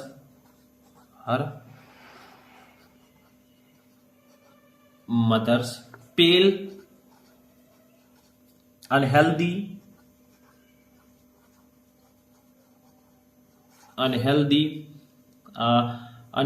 appearance. ठीक है, अपीयरेंस। तो इसका मतलब क्या होगा, देखिए सी ऑब्जर्व हर मदर्स पेल का मतलब होता है पीला, अनहेल्दी अस्वस्थ अपीयरेंस दिखाई दी। तो क्या हुआ, उसने अपनी माँ की पीली अस्वास्थ्यकर उपस्थिति देखी, कि मेरी माँ जो है वो पीली पड़ चुकी है, वो अस्वस्थ हो चुकी हैं। ठीक है, और मेरे सामने उपस्थित है, मेरे सामने खड़ी है। ठीक है, तो ये हो जाएगा। नेक्स्ट क्वेश्चन देखिए, 4 नंबर क्लियर हो गया। एक क्वेश्चन और है, which figure of speech is used in the line looked out at young trees sprinting, यानी कि यंग पेड़ों को दौड़ते हुए उन्होंने देखा। ठीक है, तो इसमें कौन सा अलंकार है। देखिए इंग्लिश में हम लोग जैसे हिंदी में हम पढ़ते हैं अलंकार, ठीक है, वैसे इसमें हम लोग पढ़ते हैं क्या, ठीक है, फिगर ऑफ स्पीच, उसे इंग्लिश में बोलते हैं। तो the figure of speech, the figure of speech, ठीक है, पर्सोनिफिकेशन इसमें है। कौन सा, पर्सोनिफिकेशन, ठीक है, इसमें वर्क पर्सोनिफिकेशन होता है। Is used in the given line, यानी कि दिए गए जो पंक्ति है इसमें पर्सोनिफिकेशन है। ठीक है, ठीक है, तो इसमें जो फिगर ऑफ स्पीच है वो पर्सोनिफिकेशन है। बस हो गया। तो 3 क्वेश्चन का हमने आंसर दे दिया, 6 नंबर हमारा क्लियर हो गया। ऐसे ही अगर क्वेश्चन का आंसर देंगे 6 नंबर आपका कोई काट ही नहीं सकता। ठीक है, तो ऐसे आपको दिया जाएगा, जैसा मैंने बताया 3 क्वेश्चन दिया जाएगा, उसका आंसर लिखना होगा। बस हो गया। ठीक है, ये भी समझ में आ गया होगा आपको। चलिए नेक्स्ट देखते हैं टॉपिक, जो कि है सेंट्रल आइडिया। अब आते हैं स्टूडेंट सेंट्रल आइडिया पे, जो कि आता है आपके बोर्ड एग्जाम में 4 नंबर का। ठीक है, तो इसमें करना क्या होता है, देखिए जैसे आपको इस वीडियो में मैं किसका सेंट्रल आइडिया बताने वाला हूं, कीपिंग क्वाइट का। ठीक है, कीपिंग क्वाइट आप में चैप्टर है, 3rd चैप्टर, तो इसका मैं सेंट्रल आइडिया बताऊंगा। ठीक है, कैसे आपको लिखना होता है, इसमें आपको जो पोएम है उसका सेंटर पॉइंट लिखना होता है कि आखिर इस पोएम में बताया क्या गया है, ठीक है। उसको नॉर्मली लिखना होता है आपको कुछ वर्ड्स में। तो देखिए कैसे लिखेंगे, देखिए क्या बताया गया इस कहानी में, सॉरी इस कविता में क्या बताया गया वही आपको इसमें लिखना है। देखिए इन कीपिंग क्वाइट, यानी कि कीपिंग क्वाइट में, कीपिंग क्वाइट का मतलब क्या होता है इस कविता में, ठीक है। द पोएट, कवित्री या कवि, ठीक है, demands the necessity of quite introspection, यानी कि डिमांड्स वो मांग करती हैं, ठीक है। द नेसेसिटी आवश्यकता की ऑफ क्वाइट इंट्रोस्पेक्शन, यानी कि क्वाइट इंट्रोस्पेक्शन का मतलब शांत आत्मनिरीक्षण की, ठीक है। तो in keeping quiet the poet demands the necessity of quite introspection, यानी कि इस कीपिंग क्वाइट कविता में कवि शांत आत्मनिरीक्षण की आवश्यकता की मांग करती है, ठीक है। समझ में आया। देखिए वो कहती हैं मैंस एक्शन, जो आदमियों का, ठीक है, जो मनुष्य की हरकतें हैं, हिज रस, रस का मतलब क्या होता है बताइए, उनकी हड़बड़ी, एंड हुरी हैव ऑलरेडी कॉज्ड, और हुरी का मतलब क्या होता है जो उनकी हड़बड़ी से पहले, हड़बड़ी और हड़बड़ी से पहले जो उनकी ऑलरेडी कॉज्ड मच चाव, ठीक है, यानी कि बहुत अराजकता, एंड ट्राउबल और परेशानी इन द वर्ल्ड, ठीक है, संसार में। यानी कि उनका कहना है कि मैंस एक्शन, जो मनुष्य की हरकतें हैं, हिज रस, उनकी जो हड़बड़ी है और हड़बड़ी से पहले ही दुनिया बहुत अराजकता और परेशानी पैदा कर दी है। यानी कि मनुष्य जो है बहुत हड़बड़ी में काम कर रहा है, बहुत जल्दी काम करना चाहता है, शॉर्टकट ढूंढ रहा है, ठीक है। तो मनुष्य की जो हरकतें हैं, उसकी जो हड़बड़ी है, उसने दुनिया में बहुत अराजकता और परेशानी पैदा कर दी है। इनका मतलब ये है, ठीक है। Now it is the time when he should take ये पॉज। नाउ, अब इट इज द टाइम, यह वह समय है, व्हेन, जब, ही शुड, उन्हें लेना चाहिए, टेक ये पॉज, यानी कि टेक ए पॉज का मतलब विराम, ठीक है। अब वह समय आ गया है जब उन्हें उसे विराम लेना चाहिए, ठीक है। He should do self introspection, यानी कि ही शुड डू, उन्हें करना चाहिए सेल्फ इंट्रोस्पेक्शन, इसका मतलब होगा आत्मनिरीक्षण, ठीक है। अब उन्हें आत्मनिरीक्षण करना चाहिए। स्टिलनेस, स्थिरता, डज नॉट मीन, इसका मतलब ये नहीं, ठीक है। तो स्थिरता का अर्थ टोटली इनएक्टिविटी, यानी कि पूर्ण रूप से निष्क्रियता। तो इस स्थिरता का अर्थ पूर्ण निष्क्रियता नहीं है, यानी कि अगर स्थिर है कोई आदमी तो वो पूर्ण निष्क्रिय नहीं है, इसका मतलब ये मत समझिए। तो stillness does not mean total inactivity, यानी कि स्थिरता का अर्थ पूर्ण निष्क्रियता नहीं है। Stillness and silence will help man in creating a feeling of mutual understanding among human beings, ठीक है। यानी कि क्या कहा गया, स्टिलनेस एंड साइलेंस, इसका मतलब क्या होगा, शांति और मौन, ठीक है। विल हेल्प, वो सहायता करते हैं मैन, आदमियों का, in creating a feeling of mutual understanding, यानी कि आपसी समझ की भावना पैदा करने में, ठीक है, अमॉन्ग ह्यूमन बीइंग, यानी कि मनुष्यों में, ठीक है, मनुष्य के बीच। तो शांति और मौन जो है, ये मनुष्य के आपसी समझ की भावना पैदा करने में मनुष्य की मदद करेंगे, ठीक है, ये कहा जा रहा है यहां पर। तो ये आपका हो जाएगा सेंट्रल आइडिया। सेंट्रल आइडिया में हमें कविता में क्या कहा गया है उसके बारे में थोड़ा सा लिखना होता है, ठीक है। फिर से एक बार मैं बता दूं आप लोगों को ताकि समझ में आ जाए। देखिए, in keeping quiet the poet demands the necessity of quite introspection, यानी कि कीपिंग क्वाइट कविता में कवि शांत आत्मनिरीक्षण की आवश्यकता की मांग करती है।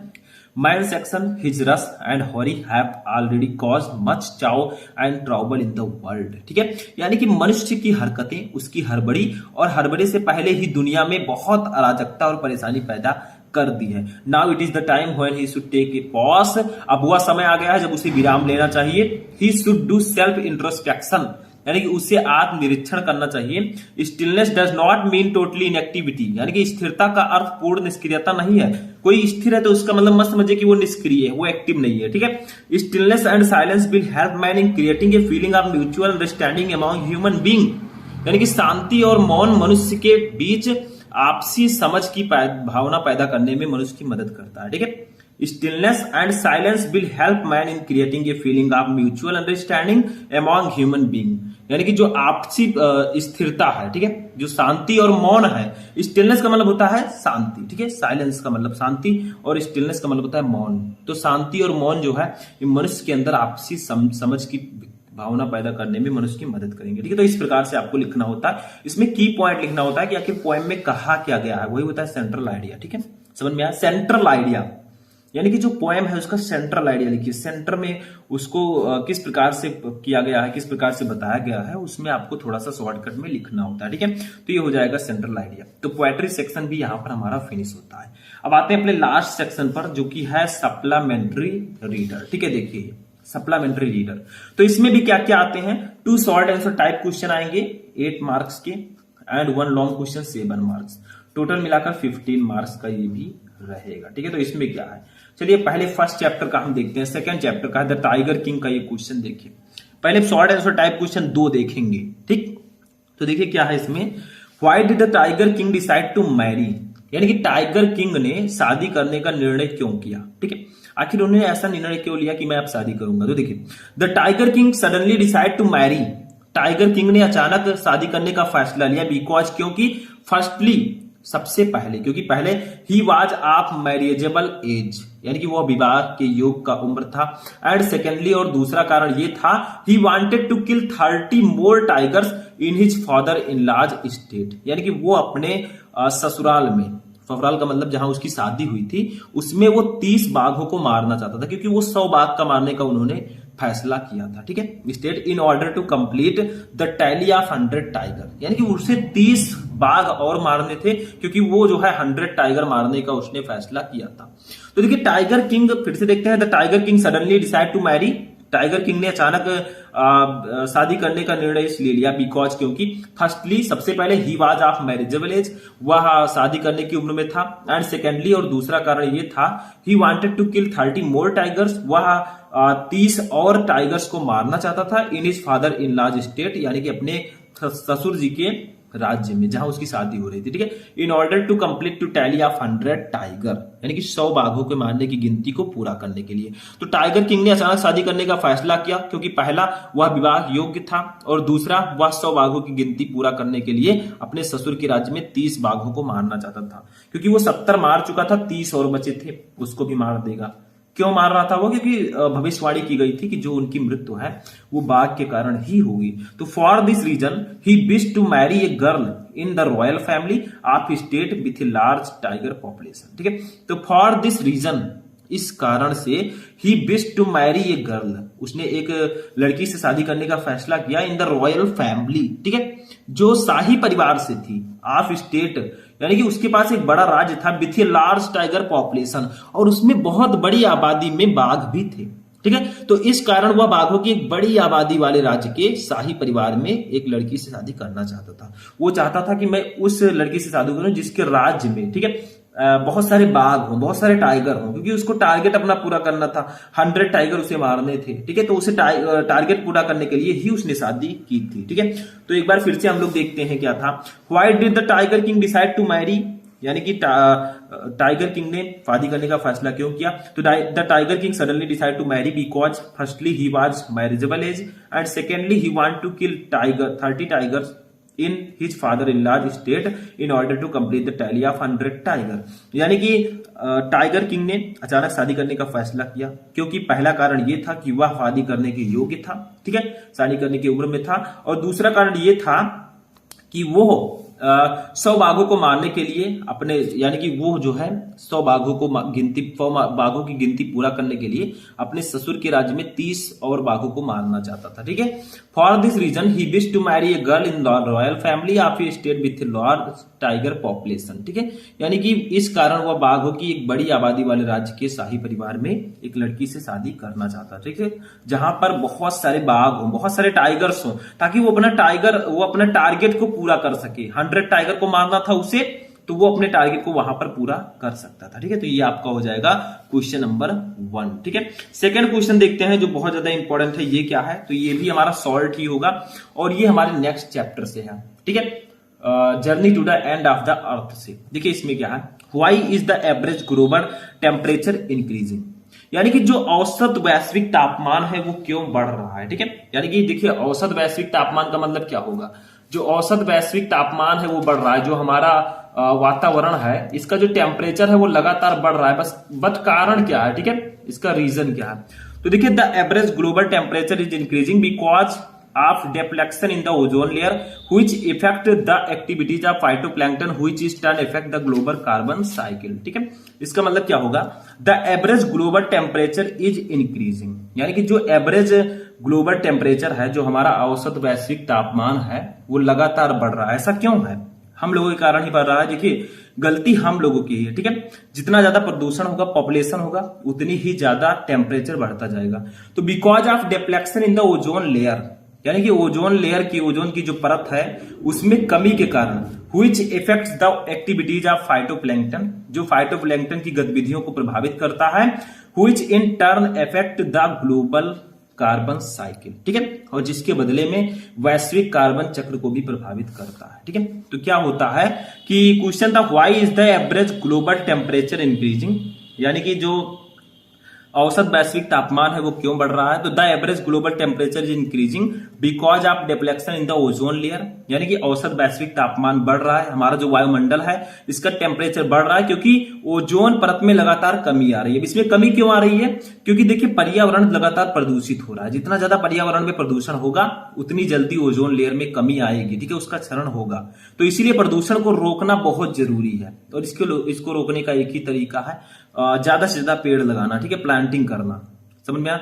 तो देखिए, which effect the activities of phytoplankton, तो जो ओजोन लेयर है अगर इसमें कमी आएगी तो ये फाइटोप्लैंक्टन की गतिविधियों को प्रभावित करेगा, which in turn affect the global carbon cycle, और ये जो है ग्लोबल कार्बन चक्र को भी प्रभावित करेगा, जिससे हमारे जो वातावरण है उसका टेम्परेचर लगातार बढ़ता जाएगा। ठीक है, तो इसको रोकने के लिए पर्यावरण को प्रदूषण से बचाना पड़ेगा। नेक्स्ट क्वेश्चन देखिए, लॉन्ग क्वेश्चन रहेगा, इसमें 7 मार्क्स का ही रहेगा। तो इसमें क्वेश्चन क्या है, first, in what way have the human affected global phenomena, यानी कि मनुष्य ने वैश्विक परिदृश्य को किस प्रकार प्रभावित किया है। जो हम लोग हैं, जो हमारा वैश्विक परिदृश्य है, यानी कि हमारे चारों तरफ का जो वायुमंडल है उसको हम लोग किस प्रकार से प्रभावित करते हैं। क्या जो ओजोन परत में कमी हो रही है वो हम ही लोगों के कारण हो रही है। ठीक है, मनुष्यों के कारण ही हो रही है। तो देखिए, इसमें कुछ बताने का मैं प्रयास करूंगा। देखिए, natural resources are limited and human population is growing rapidly. देखिए, नेचुरल रिसोर्सेज आर लिमिटेड, यानी कि प्राकृतिक संसाधन जो है वो सीमित है, लिमिटेड है, and human population is growing rapidly, and human population जो मानव की जनसंख्या है इज ग्रोइंग रैपिडली, यानी कि बहुत तेजी से बढ़ रही है। तो देखिए, प्राकृतिक संसाधन सीमित है और मानव जनसंख्या तेजी से बढ़ रही है। देखिए, जितना ज्यादा जमीन है उतना ही जमीन रहेगा, लेकिन जो जनसंख्या लगातार बढ़ेगी तो लोग भागेंगे, शहरों से गांवों में भागेंगे, ऐसे ऐसे भागेंगे सभी लोग। ठीक है, this has left us battling with other species. ठीक है, इसने हमें छोड़ दिया है, यानी कि अन्य प्रजातियों के साथ संघर्ष करने के लिए। तो अब क्या हुआ है, एक प्रजाति दूसरी प्रजाति के से जो है लड़ाई करता है, संघर्ष करता है। ठीक है, तो ये हाल हो गया आज का। Thoughtless burning of fossil fuels has created a blanket of carbon dioxide around the world. ठीक है, तो थॉटलेस का मतलब क्या होगा, इसका मतलब होगा जो जीवाश्म ईंधन बिना सोचे समझे, बर्निंग ऑफ फॉसिल फ्यूल्स, यानी कि जीवाश्म ईंधन, has created a blanket of carbon dioxide around the world, यानी कि इसने जो है पूरे संसार के चारों ओर कार्बन डाइऑक्साइड का एक आवरण बना दिया है। तो जीवाश्म ईंधन के बिना सोचे समझे जलाने से दुनिया भर में कार्बन डाइऑक्साइड का एक आवरण बन गया है, यानी कि जो जीवाश्म ईंधन है उसको बिना सोचे समझे लगातार जलाया जा रहा है। मतलब क्या, जैसे गाड़ियां चलती हैं तो गाड़ियों से क्या होगा, धुएं निकलेंगे। ठीक है, तो वो भी पर्यावरण को प्रदूषित कर रहे हैं, क्योंकि शहरों में आप जाएंगे तो वहां का वायु गांवों की वायु की तुलना में कुछ ज्यादा प्रदूषित होगा, क्योंकि शहरों में पेड़ पौधे बहुत कम होते हैं और गांव में पेड़ पौधे होते हैं। ठीक है, तो thoughtless burning of fossil fuels has created a blanket of carbon dioxide around the world, यानी कि thoughtless burning of fossil fuels, जीवाश्म ईंधनों के लगातार जलने से, ठीक है, बिना सोचे समझे लोग जीवाश्म ईंधन को जला रहे हैं, जिससे दुनिया भर में कार्बन डाइऑक्साइड का एक आवरण बन गया। हमारे चारों तरफ धीरे धीरे कार्बन डाइऑक्साइड का एक आवरण बन जाएगा। तो कार्बन डाइऑक्साइड, इसीलिए मैं कहता हूं कि ज्यादा से ज्यादा प्लांटिंग करें, पेड़ पौधे लगाएंगे तो क्या होता है। देखिए, हम लोग ऑक्सीजन लेते हैं, कार्बन डाइऑक्साइड बाहर निकालते हैं। पेड़ पौधे क्या होते हैं, वो कार्बन डाइऑक्साइड लेते हैं और ऑक्सीजन बाहर निकालते हैं। तो वो कितना ज्यादा इंपॉर्टेंट है हमारे लिए, वो आप ही को पता है। ठीक है, जो लोग पढ़ते हैं उनको पता है कि पेड़ पौधे जो है वो कितना ज्यादा नेसेसरी है हमारे जीवन के लिए। ठीक है, जो कार्बन डाइऑक्साइड हम लोग निकालते हैं वो ग्रहण करते हैं और हमें ऑक्सीजन देते हैं, वो हमें ऑक्सीजन प्रदान करते हैं। तो ज्यादा से ज्यादा प्लांटिंग आपको करना चाहिए। Ozone layer is deflecting, ozone परत जो है वो लगातार डिफ्लेक्टिंग, कमी हो रही है उसमें, वो लगातार कम हो रहा है। It is increasing average global temperature, यानी कि ये औसत वैश्विक तापमान को बढ़ा रहा है। Global warming is posing a great danger to the future of the earth, ठीक है। यानी कि जो ग्लोबल वार्मिंग है ये पृथ्वी के भविष्य के लिए एक बड़ा खतरा बन रही है। Thus human have brought the world at the edge of destruction, ठीक है। इसीलिए जो मानव ने विश्व को विनाश करने के कगार पर ला दिया है, जो मनुष्य है उन्होंने ही अपने जीवन को संकट में डाल दिया, ठीक है। तो क्वेश्चन था, एक बार फिर से मैं हम देख लेते हैं। देखिए, in what way have the human affected global phenomena, यानी कि मनुष्यों ने वैश्विक परिदृश्य को किस प्रकार प्रभावित किया। तो देखिए, natural resources are limited and human population is growing rapidly, जो प्राकृतिक संसाधन है वो सीमित है और मानव की जनसंख्या लगातार बढ़ रही है। This has left us battling with other species, और इसने हमें अन्य प्रजातियों के साथ संघर्ष करने के लिए छोड़ दिया है, ठीक है। Thoughtless burning of fossil fuels has created a blanket of carbon dioxide around the world, यानी कि जीवाश्म ईंधन के बिना सोचे समझे जलाने से दुनिया भर में कार्बन डाइऑक्साइड का एक आवरण बन गया है। Ozone layer is deflecting, ozone layer में लगातार क्षरण हो रहा है, यानी कि उसमें लगातार कमी हो रही है। It is increasing average global temperature, और ये औसत वैश्विक तापमान को बढ़ा रही है। Global warming is posing a great danger to the future of the earth, यानी कि ग्लोबल वार्मिंग जो है वो पृथ्वी के भविष्य के लिए एक बहुत बड़ा खतरा बन रहा है, ठीक है, ग्लोबल वार्मिंग। तो 10 human have brought the world at the edge of destruction, इस प्रकार मानव ने यानी कि मनुष्य ने विश्व को विनाश के कगार पर ला दिया है, ठीक है। यही सब रीजन है। तो ऐसे लगातार अगर टेम्परेचर बढ़ता रहेगा तो ग्लोबल वार्मिंग का खतरा बढ़ जाएगा और इस पृथ्वी से मानव जाति का विनाश हो जाएगा, ठीक है। तो ये था थर्ड क्वेश्चन, यानी कि लॉन्ग क्वेश्चन, ठीक है। तो यहां पर हमारा ये फिनिश होता है।